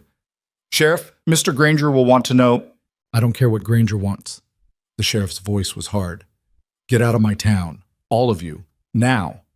But now, before I arrest you for attempted murder. I heard those shots. You were firing at civilians. The scarred man's face went red. This isn't over. Yeah, the sheriff said. It is. The 4 men exchanged looks. Then, slowly, they backed toward the door. The crowd parted to let them through. Silent. Watching. When they were gone, the sheriff turned to Mara. You got somewhere to stay? No. Martha. He called to someone in the crowd. A woman stepped forward, older, kind face. Can you put them up, just for a few days? Of course. Martha moved toward Mara. Come on, dear. You look half dead. I need to know the evidence is safe, Mara said. It'll be in my safe, the sheriff replied. Nobody's getting to it. You have my word. Your word doesn't mean much to me. Fair enough, but it's all you got right now. He was right. They had no choice but to trust him. Mara looked at Rowan. He gave a slight nod. Trust him. All right, Mara said. But I want it known. Anything happens to that evidence, everyone in this room is a witness. Noted. The sheriff looked at Rowan. You got a name? Rowan Creed? You ex-military? Does it matter? Explains the stance, the discipline. The sheriff studied him. You can put the rifle down now. Rowan lowered it slowly. Those men will be back. I know, but not tonight. Not with half the town awake and watching. Martha stepped forward, put a gentle hand on Mara's arm. Come on, let's get you cleaned up, get some food in you. Mara wanted to protest, wanted to stay and make sure the evidence was secure, but exhaustion hit her like a physical weight. She'd been running on empty for so long she'd forgotten what tired felt like. Now it all caught up at once. Okay, she whispered. Martha led them out. The crowd parted again. Mara saw their faces, some sympathetic, some curious, some hostile. Small towns were like that. Pick a side fast. Loyalty meant survival. They walked 3 buildings down to a boarding house. Clean, warm, smelled like bread and coffee. Martha showed them upstairs to a room with 2 beds. Bathroom's down the hall, she said. I'll bring up some food. Thank you, Mara managed. Don't thank me yet. Town's going to be talking by morning. Not everyone will be friendly. I know. Martha left. Mara lowered herself onto one of the beds. Her leg finally gave up, going from burning to nothing. Eli crawled up beside her, pressed against her side. Rowan stood by the window, looking out. On guard even now. You should rest, Mara said. Later. Rowan, I said later. Martha came back with a tray. Soup, bread, coffee. They ate mechanically. Fuel. That's all food was anymore. When they finished, Martha took the tray. There's a doctor 3 doors down. I'll fetch him to look at that leg. I'm fine. You're not fine. You're running on stubbornness and fear, but you're safe now, so let someone help. She left before Mara could argue. Eli had already fallen asleep, curled in a ball on the bed, dead to the world. Mara looked at Rowan. We made it. We're here. Not the same thing. Always so optimistic. Always so realistic. What happens now? We wait. Vale comes back, looks at the evidence, does his job. And if he doesn't, then we figure something else out. What if there is no something else? Rowan finally turned from the window. His face was drawn, exhausted, but his eyes were clear. Then we deal with that when it happens. Stop borrowing trouble. I can't help it. I know, but try. A knock at the door. Rowan's hand moved to his gun before he realized it was probably the doctor. He opened it carefully. An old man stood there, balding, spectacles, medical bag. Martha said someone needs looking at? Her leg. Rowan stepped aside. The doctor came in, examined Mara's leg with practiced efficiency, prodded, poked, made her wince. Who did the stitching? I did, Rowan said. Not bad. Little rough but functional. Legs healing, muscles torn but not destroyed. You're lucky. Don't feel lucky. You're alive, that's lucky. He rebandaged the leg properly. Stay off it for a week. After that, short walks. Build up slowly. Push too hard, you'll cripple yourself. I've heard that before. Then maybe listen this time. He packed up his bag. No charge. Martha will cover it. Why would she do that? The doctor looked at her. Because Silas Granger killed my nephew in that mine. And if you've got proof he did it on purpose, I want to see him hang. He left. The door closed softly. Mara sat there, feeling the weight of it. How many people had Granger hurt? How many families destroyed? The evidence she carried wasn't just about Thomas anymore. It was about all of them. You should sleep, Rowan said. What about you? I'll watch. For how long? As long as it takes. Mara lay back, pulled Eli close, stared at the ceiling. Rowan? Yeah? Thank you for everything. I know I keep saying it, but stop. I can't. You saved our lives multiple times. You would have done the same. I don't know if I would have. You would. You're stronger than you think. That's the second time you've said that. Still true. Mara closed her eyes, felt sleep pulling at her. What happens after this? After Vale does his job? You tell me. I don't know. Haven't thought past surviving.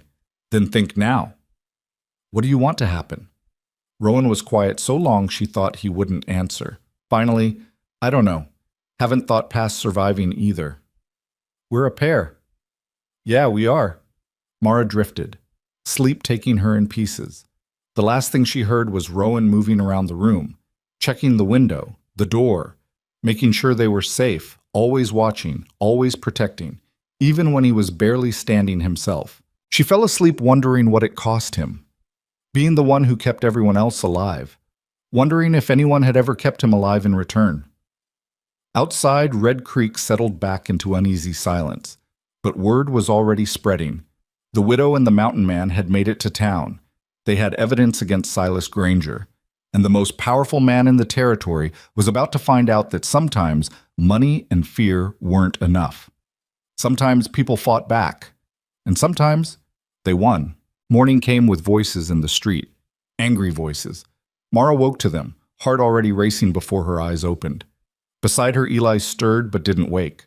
The boy could sleep through anything now. Exhaustion had that effect. Rowan was at the window. Still. Had he slept at all? Probably not. "What's happening?" Mara asked, sitting up. Her leg protested immediately, a deep ache that reminded her exactly how far they'd pushed it. "Town meeting. In the square." Rowan didn't turn from the window. "Been going for about an hour." "About us?" "About the evidence. About Granger. About what happens next." Mara pulled herself up, limped to the other window. Below, the town square was packed. Had to be 100 people, maybe more. She could see Sheriff Coltrane standing on the steps of his office, holding papers. The deed and ledger. "Can you hear what they're saying?" "Some of it. People are divided. Half think you're telling the truth. Half think it's a setup." "A setup for what?" "To ruin Granger. To steal his land. People get creative when they don't want to believe something." A knock at the door made them both turn. Rowan's hand went to his gun before Martha's voice called through. "It's just me. Brought breakfast." Rowan opened the door. Martha came in with another tray. Eggs, bacon, bread, coffee. Real food. The kind that said civilization still existed somewhere. "You should eat quick," she said, setting down the tray. Vale's back. Mara's breath caught. "When?" "Rode in 20 minutes ago. Went straight to the sheriff's office. They're reviewing the evidence now." "How long will that take?" "However long it takes. Vale's thorough. Won't rush just because people are shouting in the square." "What are they shouting?" Mara asked. Martha's face went tight. "Some want justice. Some want you gone. Granger has friends here, lots of them. Men he's loaned money to, businesses he's invested in. They don't want to believe he's a murderer because if he is, they've been taking blood money." "What do you think?" "I think my son died in that mine. I think 22 other men died with him. And I think Granger paid me $200 to shut up and bury my boy." Her voice shook. "So yeah, I believe you. And I hope Vale does too." She left. The door closed. Mara stood there feeling the weight of it. This wasn't just about her anymore. It was about Martha's son, the doctor's nephew. 23 families who'd lost someone and been paid to swallow their grief. They ate quickly. Eli woke up halfway through, groggy but hungry. He didn't ask questions, just ate. Maybe he was learning that sometimes it was better not to know. An hour later, another knock. The sheriff this time. "Vale wants to see you, all of you." They followed him down. The crowd in the square parted as they passed. Mara felt eyes on her. Judgment, curiosity, hatred, hope. All of it mixed together in a way that made her skin crawl. Someone spat at her feet. An old woman, face twisted with rage. "Liar! Trying to destroy a good man!" The sheriff moved between them. "Keep walking." Another voice called out. "My brother worked in that mine. Tell us the truth." More voices joined, some hostile, some desperate. The crowd was a living thing, shifting, dangerous. One wrong move, and it could turn into a mob. Rowan's hand stayed on his rifle. His eyes scanned constantly, looking for threats. Always ready. Vale's office was bigger than the sheriff's. Bookcases lined the walls, stuffed with legal volumes. A large desk dominated the center, covered in papers.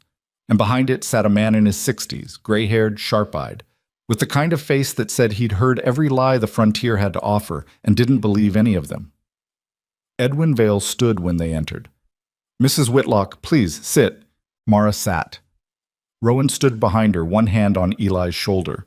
The boy pressed against him, seeking safety. Vale sat back down, steepled his fingers. "I've reviewed the documents. The deed is authentic. The signatures match the territorial records. And the ledger—" He paused. "The ledger is damning." "So you believe me?" Mara said. "I believe the evidence." Whether I believe you personally is irrelevant. The law deals in facts, not feelings. He picked up the ledger. This document details systematic fraud, bribery, and willful negligence that directly caused the deaths of 23 men. If even half of what's documented here is true, Silas Granger belongs in prison for the rest of his life. If? Mara's voice rose. My husband died. Those men died. That's not if. I understand your anger, Mrs. Whitlock, but the law requires proof beyond a reasonable doubt. This ledger is powerful evidence, but it's not testimony. It's numbers on a page. Granger will argue it's forged, that you created it to frame him. That's insane. I don't even understand half the entries, which actually helps your case, but we'll still need witnesses. People willing to testify about the safety violations, the bribes, the threats. People willing to stand up in court and say, under oath, that Silas Granger knowingly let those men die. People are terrified of him. I know, which is why this will be difficult. Vale leaned forward. But not impossible. The fact that you made it here alive, with this evidence intact, changes things. People are talking. The sheriff showed me the deed publicly. Word is spreading. Granger's grip is loosening. Rowan spoke up. How long before he makes a move? He already has. Got word this morning that he's on his way here, with lawyers and armed men. He'll try to intimidate, threaten, buy his way out. It's what he does. Will it work? Not if I have anything to say about it. Vale's eyes hardened. I've been waiting 20 years for someone to bring me solid evidence against that man. I'm not letting this opportunity slip away. What do you need from me? Mara asked. Your testimony, detailed. Everything you know about your husband's death, the theft of your land, what you found in Granger's office. I'll need it written down, signed, witnessed. How long will that take? Rest of the day, maybe into tomorrow. After that, I'll file formal charges with the territorial court. And then? Then we wait for the trial. Could be months. Mara's stomach dropped. Months? We can't stay here for months. You don't have a choice. You're the primary witness. You leave, the case collapses. But Granger, he'll kill us. You know he will. Not if you're under protective custody. Sheriff Coltrane has already agreed to provide security. Rowan made a sound, not quite a laugh. One small-town sheriff against Granger's whole organization? That's not security. That's a target. You have a better idea? Yeah, we leave. Tonight. Disappear. Let the evidence speak for itself. It won't work, Vale said flatly. Without her testimony, a good lawyer will tear this apart, and Granger has excellent lawyers. So we're trapped, Mara said. Stay and risk dying. Leave and let him win. Welcome to the law. Vale's voice wasn't unkind, just realistic. It's not justice. It's a system. And systems move slow. The door burst open. A deputy stumbled in, out of breath. Sheriff, he's here. Granger. Just rode into town with 20 men. The temperature in the room dropped. Rowan's hand moved to his rifle. Vale stood. Everyone stay calm. This was expected. Expected? Mara's voice cracked. He's here to kill us. He's here to intimidate. There's a difference. He won't do anything violent with the whole town watching. You sure about that? Vale hesitated. Reasonably sure. That's not good enough, Rowan said. He looked at the sheriff. You have a back door? Yeah, but get them out. Now, while Granger's focused on the front. I can't just... Sheriff, Rowan's voice went hard. You put them in a room with Granger right now. Someone dies. Maybe them. Maybe him. Either way, the case is over. You want that? Coltrane looked at Vale. Vale nodded slowly. He's right. Get them somewhere safe. I'll handle Granger. The sheriff grabbed Mara's arm. Come on, quick. They moved fast. Down a back hallway, through a storage room, out a rear door into an alley. The sheriff led them 3 buildings over, up a back staircase, into a small apartment above a general store. Stay here, he said. Don't make noise. Don't show yourselves. I'll come back when it's safe. How will you know when it's safe? Mara asked. I'll know.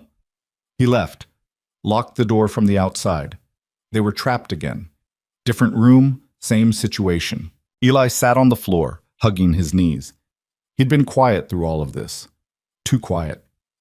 Mama, are we going to die? The question was so direct it hurt. No child should have to ask that.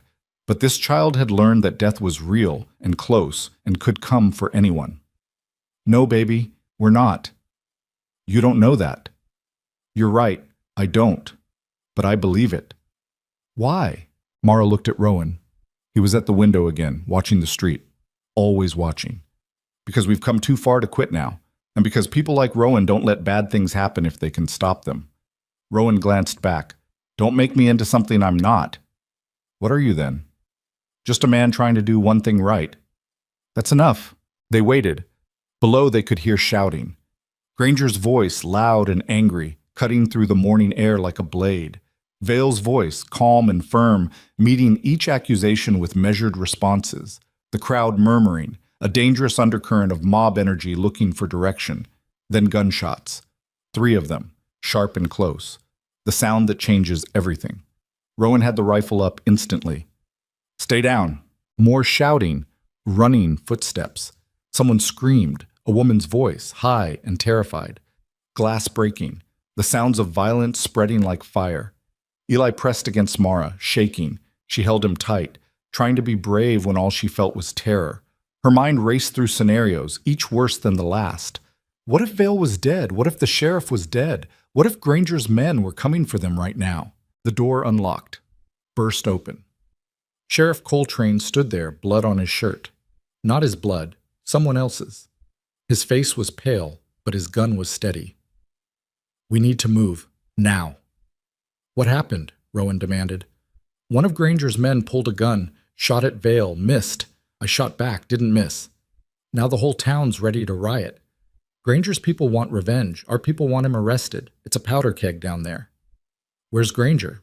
Barricaded in my office with his lawyers, claiming self-defense, saying we attacked him. Half the town believes it. And Vale? Alive. Shaken but alive. He's trying to calm people down, but it's not working. Where are we going? Church. Only neutral ground left. Even Granger won't touch a church. Hopefully. They moved again. Down different stairs, through different alleys. Mara's legs screamed with every step, but she forced herself to keep moving.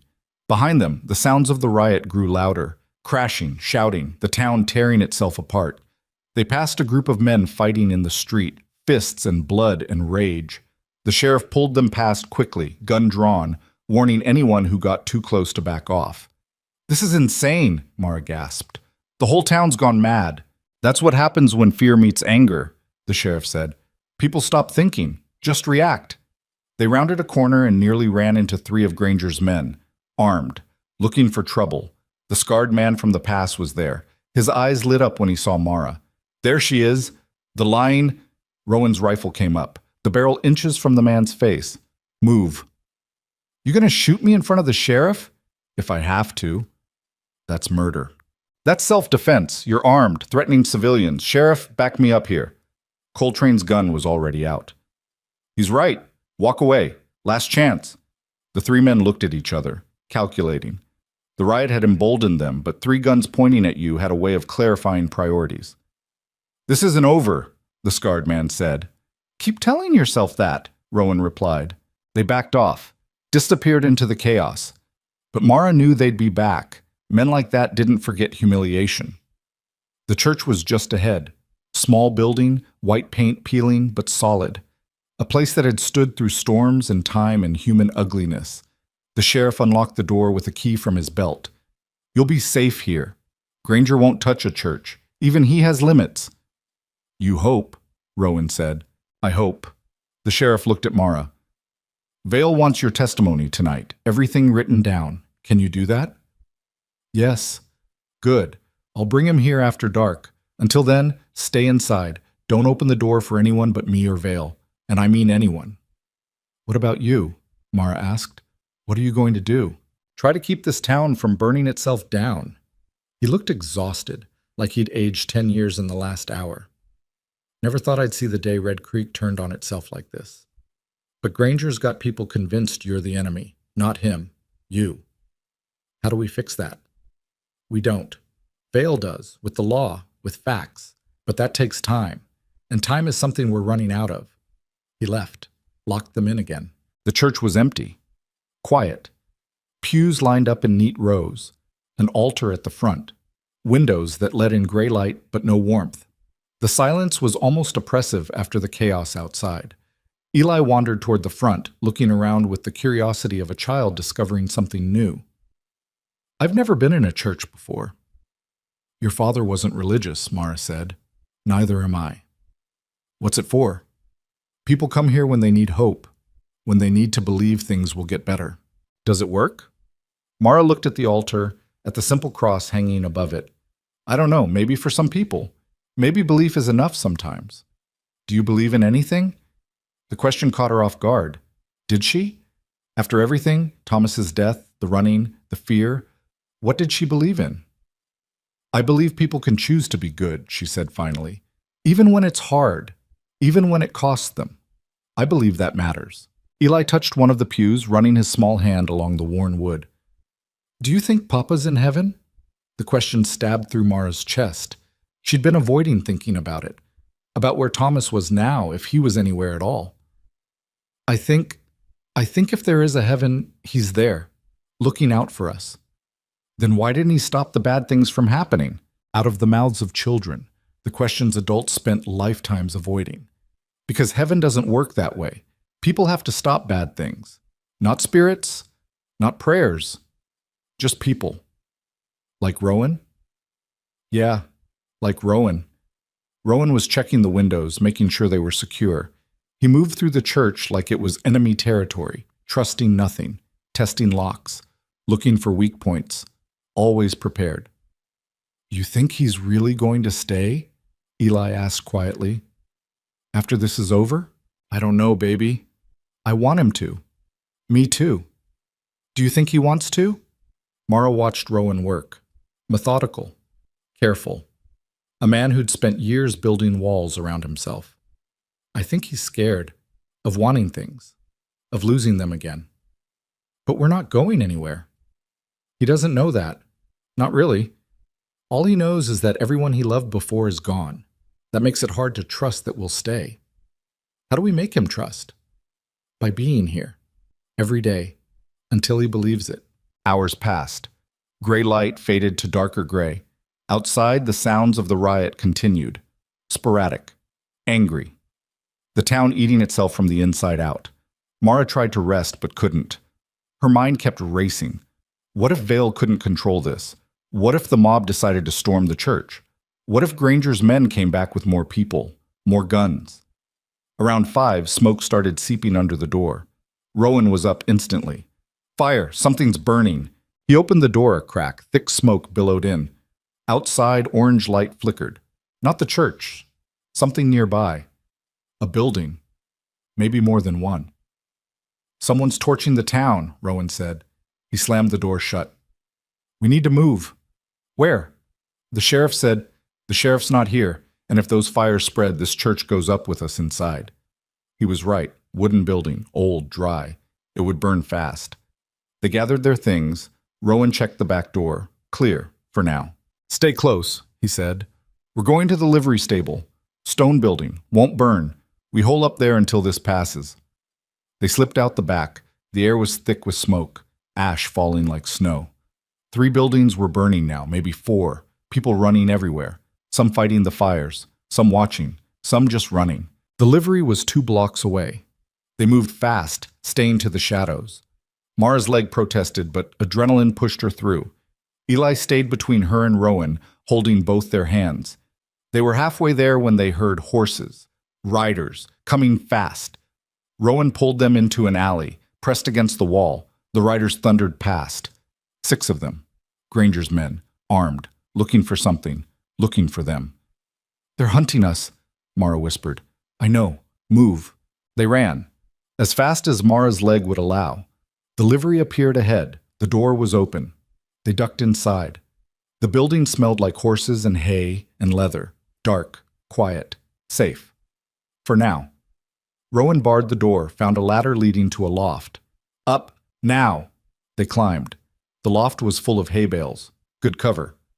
Rowan positioned them behind the bales, rifle ready. Below, horses stirred in their stalls. Nervous, sensing danger. Footsteps outside. Multiple people. Voices.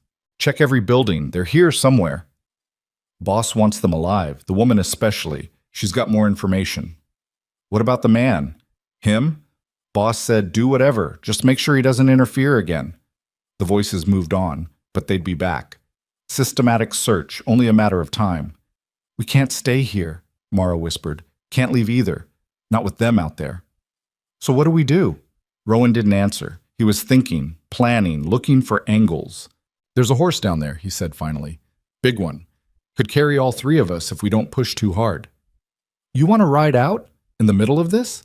Better than waiting for them to find us. Where would we go? Anywhere but here. Eli spoke up. What about Mr. Vale and the evidence? Vale's still got the evidence. That doesn't change. But if we're dead, it doesn't matter. He was right. Survival first. Justice second. How do we get to the horse without them seeing? Mara asked. We don't. We wait until dark. Another hour. Then we move fast and quiet. They won't expect us to leave during the riot. They think we're hiding. Aren't we? For now. They waited. The longest hour of Mara's life. Below, the livery door rattled twice. Someone checking it, finding it barred, moving on. Each time her heart stopped. Each time Rowan's rifle came up. But no one forced their way in. Finally, darkness fell. Full dark. The kind you get in winter when the sun dies fast. Rowan moved to the ladder. I go first. Check if it's clear. You wait here. I whistle twice. You come down. Fast. He disappeared down the ladder. Mara held Eli close, listening, waiting. Every sound magnified, every breath too loud. 2 whistles. Soft but clear. They climbed down. Rowan had the big horse saddled already. A draft horse. Built for pulling, not speed, but strong, reliable. He lifted Eli up first, then helped Mara. She settled behind Eli, wrapped her arms around him. Rowan mounted last, taking the reins. Hold tight, he said. This is going to be rough. He opened the door, led the horse out. The street was chaos, fire, smoke, people running. No one noticed 3 more people on a horse. They walked it first. Steady, not drawing attention, past burning buildings, past fighters, past everything. Then someone shouted, There! That's them! Rowan kicked the horse. Hard. The big animal lunged forward. Not fast, not graceful, but powerful. Unstoppable. They crashed through a group of men, scattering them like pins. Gunshots, bullets whining past. One struck a building beside them. Another hit the ground. Rowan didn't slow down, just kept pushing the horse forward. Out of town, onto the road, into darkness. They rode hard for 10 minutes, maybe more, until the sounds of Red Creek faded behind them. Finally, Rowan slowed. Let the horse catch its breath. They were alone on the road. No pursuit. Not yet. Where are we going? Mara asked. I don't know. We can't just run forever. I know. Vale needs my testimony. Vale's going to have to wait. But, Mara, Rowan's voice was firm. You can't testify if you're dead. We regroup. Figure out our next move. Then we go from there. He was right, but it felt like giving up, like letting Granger win. How far can we get before they catch up? She asked. Depends how fast they organize. Maybe a day, maybe less. That's not enough time. It's what we've got. They rode through the night. The horse was tired but kept moving. Good animal, loyal, doing its job. Around midnight, they found an abandoned line shack. Small, cold, but shelter. Rowan helped them down, got the horse inside the attached lean-to, fed it what little grain they had. Inside the shack, he built a small fire, just enough for warmth. Too much smoke would give them away. Eli was asleep almost instantly, exhausted, past his limit. Mara sat by the fire, watching flames dance. I'm sorry. For what? For dragging you into this, for everything. You'd be safe in your cabin if we hadn't shown up. Safe and alone. Not the same thing as living. Is this living? Running, hiding, always looking over our shoulder? No, but it's a step toward it. Rowan poked the fire. We're not done yet. Feels like we are. You want to quit? No, but I'm tired of fighting. I know, but the alternative is letting Granger win, and that means Thomas died for nothing. Those 23 men died for nothing. You want that? Of course not. Then we keep going, until we can't anymore. Mara looked at him. really looked. This man who'd given up years of his life, who'd saved them, protected them, asked for nothing in return. Why do you do it? Why keep fighting for us? Because. He paused, searching for words. Because 7 years ago I gave up. Let the world take everything from me. Didn't fight, didn't try. Just let it happen. And I've regretted it every day since. You couldn't have stopped a fever. No. But I could have been there. Could have held them. Told them I loved them. Instead, I was in town buying supplies because I thought there was time. There's never enough time. His voice cracked. Just slightly, the first real emotion she'd heard from him. This time, I'm not giving up, he continued. I'm staying, fighting, whatever it takes, because maybe that's how I make peace with failing them, by not failing you. Mara's throat tightened. You haven't failed us. Not yet. You won't. You don't know that. Yes, I do. They sat in silence. The fire crackled. Outside, wind howled. But inside, just for a moment, there was peace. What happens if we make it through this? Rowan asked. You mean when we make it through? When? What happens? I don't know. Find somewhere quiet. Raise Eli. Try to build something that lasts. Sounds nice. You could be part of it, if you wanted. Rowan looked at her. You mean that? Yeah, I do. Eli needs a father. I need someone. And you need to stop living like a ghost. What if I fail again? What if you don't? The question hung in the air, a challenge, an invitation. I'll think about it, Rowan said finally. That's all I'm asking. Morning came gray and cold. They ate what little food remained, got back on the horse, kept moving. Around noon, they saw riders behind them, distant but gaining. How many? Mara asked. 4, maybe 5. Can we outrun them? Not on this horse, not carrying 3 people. Then what? Rowan scanned the terrain. There, that ridge. We can defend it. He guided the horse up a steep slope. The animal struggled but made it. At the top, a cluster of rocks provided cover. Rowan dismounted, helped Mara and Eli down. Stay behind the rocks. Don't move unless I say. He checked his rifle, counted bullets. 8 rounds, plus his revolver. Maybe enough. Maybe not.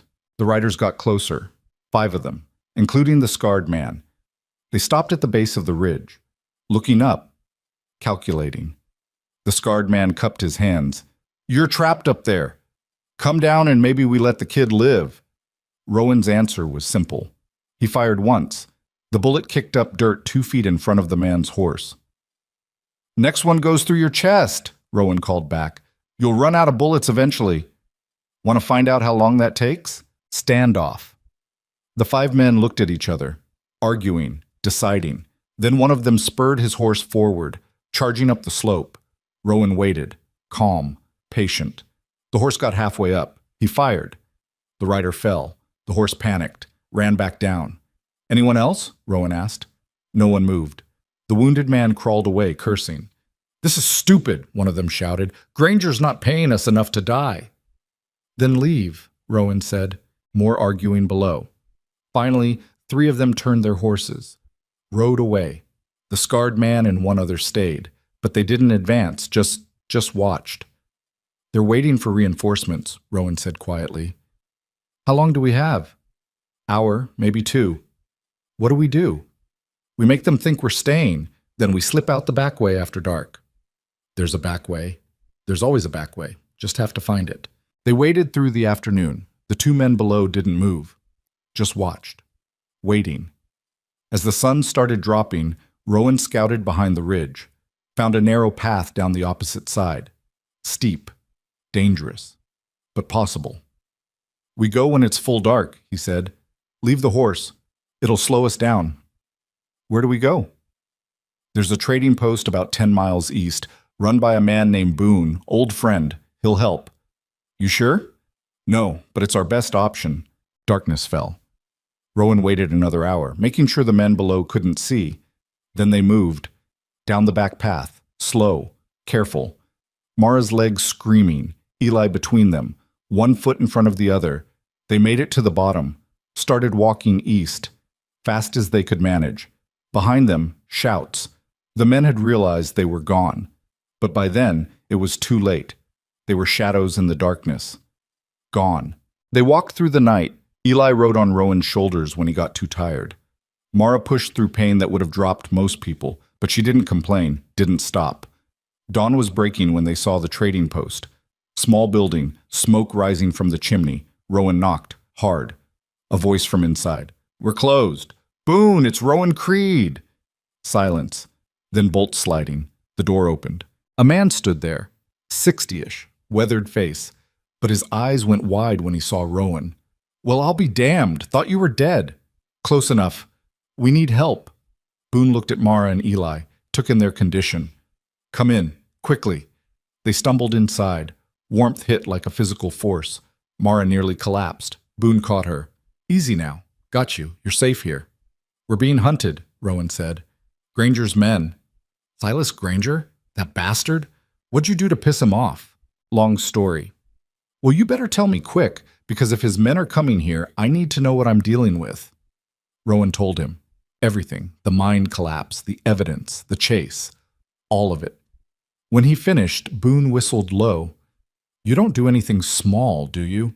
Never been good at that." "Granger's got half the territory in his pocket. You realize that?" "I know." "And you're still fighting him?" "Yeah." "Why?" Rowan looked at Mara and Eli. "Because they need me to." Boone studied him, then nodded. "All right, here's what we're going to do. You rest here today. Tonight, I'll take you to the territorial capital. I've got business there anyway. You can talk to the governor's office directly. Go over Vale's Head. Get real protection." "That'll work?" Mara asked. "If the evidence is as good as Rowan says?" "Yeah." "Should. Governor's been looking for a reason to take down Granger for years, just never had the proof." "What about Granger's men?" "They won't follow you to the capital. Too much attention, too many witnesses. They'll back off, regroup, but by then you'll have official protection." It was the best plan they'd had in days, maybe ever.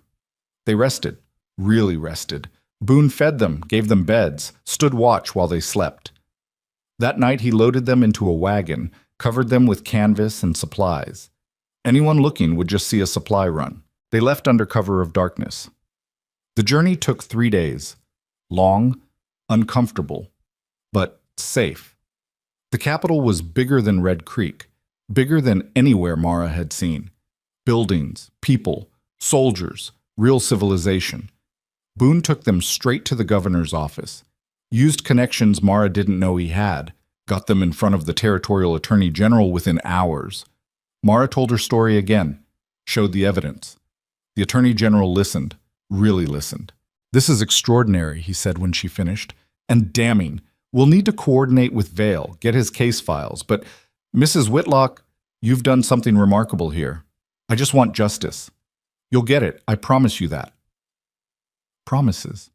Mara had stopped believing in promises, but something in his voice made her think maybe this one would stick. They stayed in the capital while the legal machinery churned. Witness statements, depositions, document verification. It took weeks, but it was thorough. Vale arrived with his files. Together, they built an airtight case. 2 months after reaching the capital, formal charges were filed. Silas Granger was arrested by territorial marshals, dragged from his estate in chains. His lawyers fought. Hard. But the evidence was overwhelming. The trial lasted 6 days. The longest 6 days of Mara's life, she testified. So did 12 miners, 3 engineers, 5 clerks. An endless parade of people Granger had hurt, threatened, silenced. The jury deliberated for 8 hours. Guilty on all counts. Silas Granger was sentenced to 20 years in the territorial prison. His assets were seized, his empire dismantled. Every corrupt official he'd bought was investigated. Several went down with him. The day the verdict came down, Mara stood outside the courthouse and cried. Not relief, not joy, just the release of everything she'd carried for so long. The fear, the rage, the grief. Eli grabbed her hand. "Is it really over?" "Yeah, baby, it's really over." "What do we do now?" That was the question, wasn't it? What came after survival, after fighting, after winning? Mara looked at Rowan. He stood apart from the celebrating crowd, watching, always watching. But something in his face was different, lighter, like a weight had finally lifted. "We figure out how to live," she said. "Really live, not just survive." "How do we do that?" "We find a home, we stay there, we build something." "Can Rowan come?" "I hope so." Eli ran over to Rowan, grabbed his hand, said something Mara couldn't hear, but she saw Rowan's face, saw him crouch down. Talk to the boy. Really talk. Then Eli threw his arms around Rowan's neck, and the man who'd spent 7 years pushing everyone away finally hugged back. They left the capital 2 weeks later, not running this time, just leaving, moving towards something instead of away. They found a town called Ashford. Small, quiet. The kind of place where people minded their business, where the past didn't matter as much as the present. Mara opened a shop with the money from selling her land back to the mine. Dry goods and sundries. Nothing fancy, but it was hers, legal, safe. Eli started school, made friends, learned to be a kid again. The nightmares faded. Not gone, but manageable. And Rowan stayed. Not immediately. He didn't move in that first week or month. Just hung around, helped fix up the building, repaired things, made himself useful. But gradually, the gaps between visits got shorter, until he wasn't visiting anymore. Just there. Part of the household. Part of the family. It wasn't perfect, but there were hard days. Days when Mara missed Thomas so much she could barely breathe. Days when Rowan retreated into himself, haunted by ghosts only he could see. Days when Eli had nightmares about men with guns. But there were good days too. More of them than bad. Days of normal problems and normal joys. First days of school and last days. Fixed wagon wheels and broken ones. Burned dinners and good meals. Laughter that came easier with time. 6 months after Ashford, Eli asked Rowan to help with his homework. Reading. Rowan wasn't great at it. His education had been practical, not academic, but he tried. Sat with Eli at the table, sounding out words, patient when the boy struggled. Mara watched from the doorway. This scene. Domestic. Normal. The kind of normal she'd thought died with Thomas. "You're good with him," she said later, after Eli went to bed. "He's a good kid." "He asked me yesterday if he could call you Pa." Rowan went very still. "What did you tell him?" "I told him to ask you himself." "What if I say no?" "Then he'll understand. But Rowan, you are the one who saved us. The one who stayed. The one who shows up every day. That's what a father does. Blood doesn't change that." Rowan stared at his hands. Rough, scarred. Hands that had killed and protected and built. "I don't want to replace Thomas. You're not replacing anyone. You're just being here. That's enough." The next morning, Eli came down for breakfast. Looked at Rowan. Asked the question. Rowan crouched down, eye level. "You sure that's what you want?" "Yes." "It's not a small thing. Once you call someone Pa, that's what they are. Can't take it back." "I know. And you still want to?" "Yes." Rowan's eyes went bright. He blinked it back. "Okay then.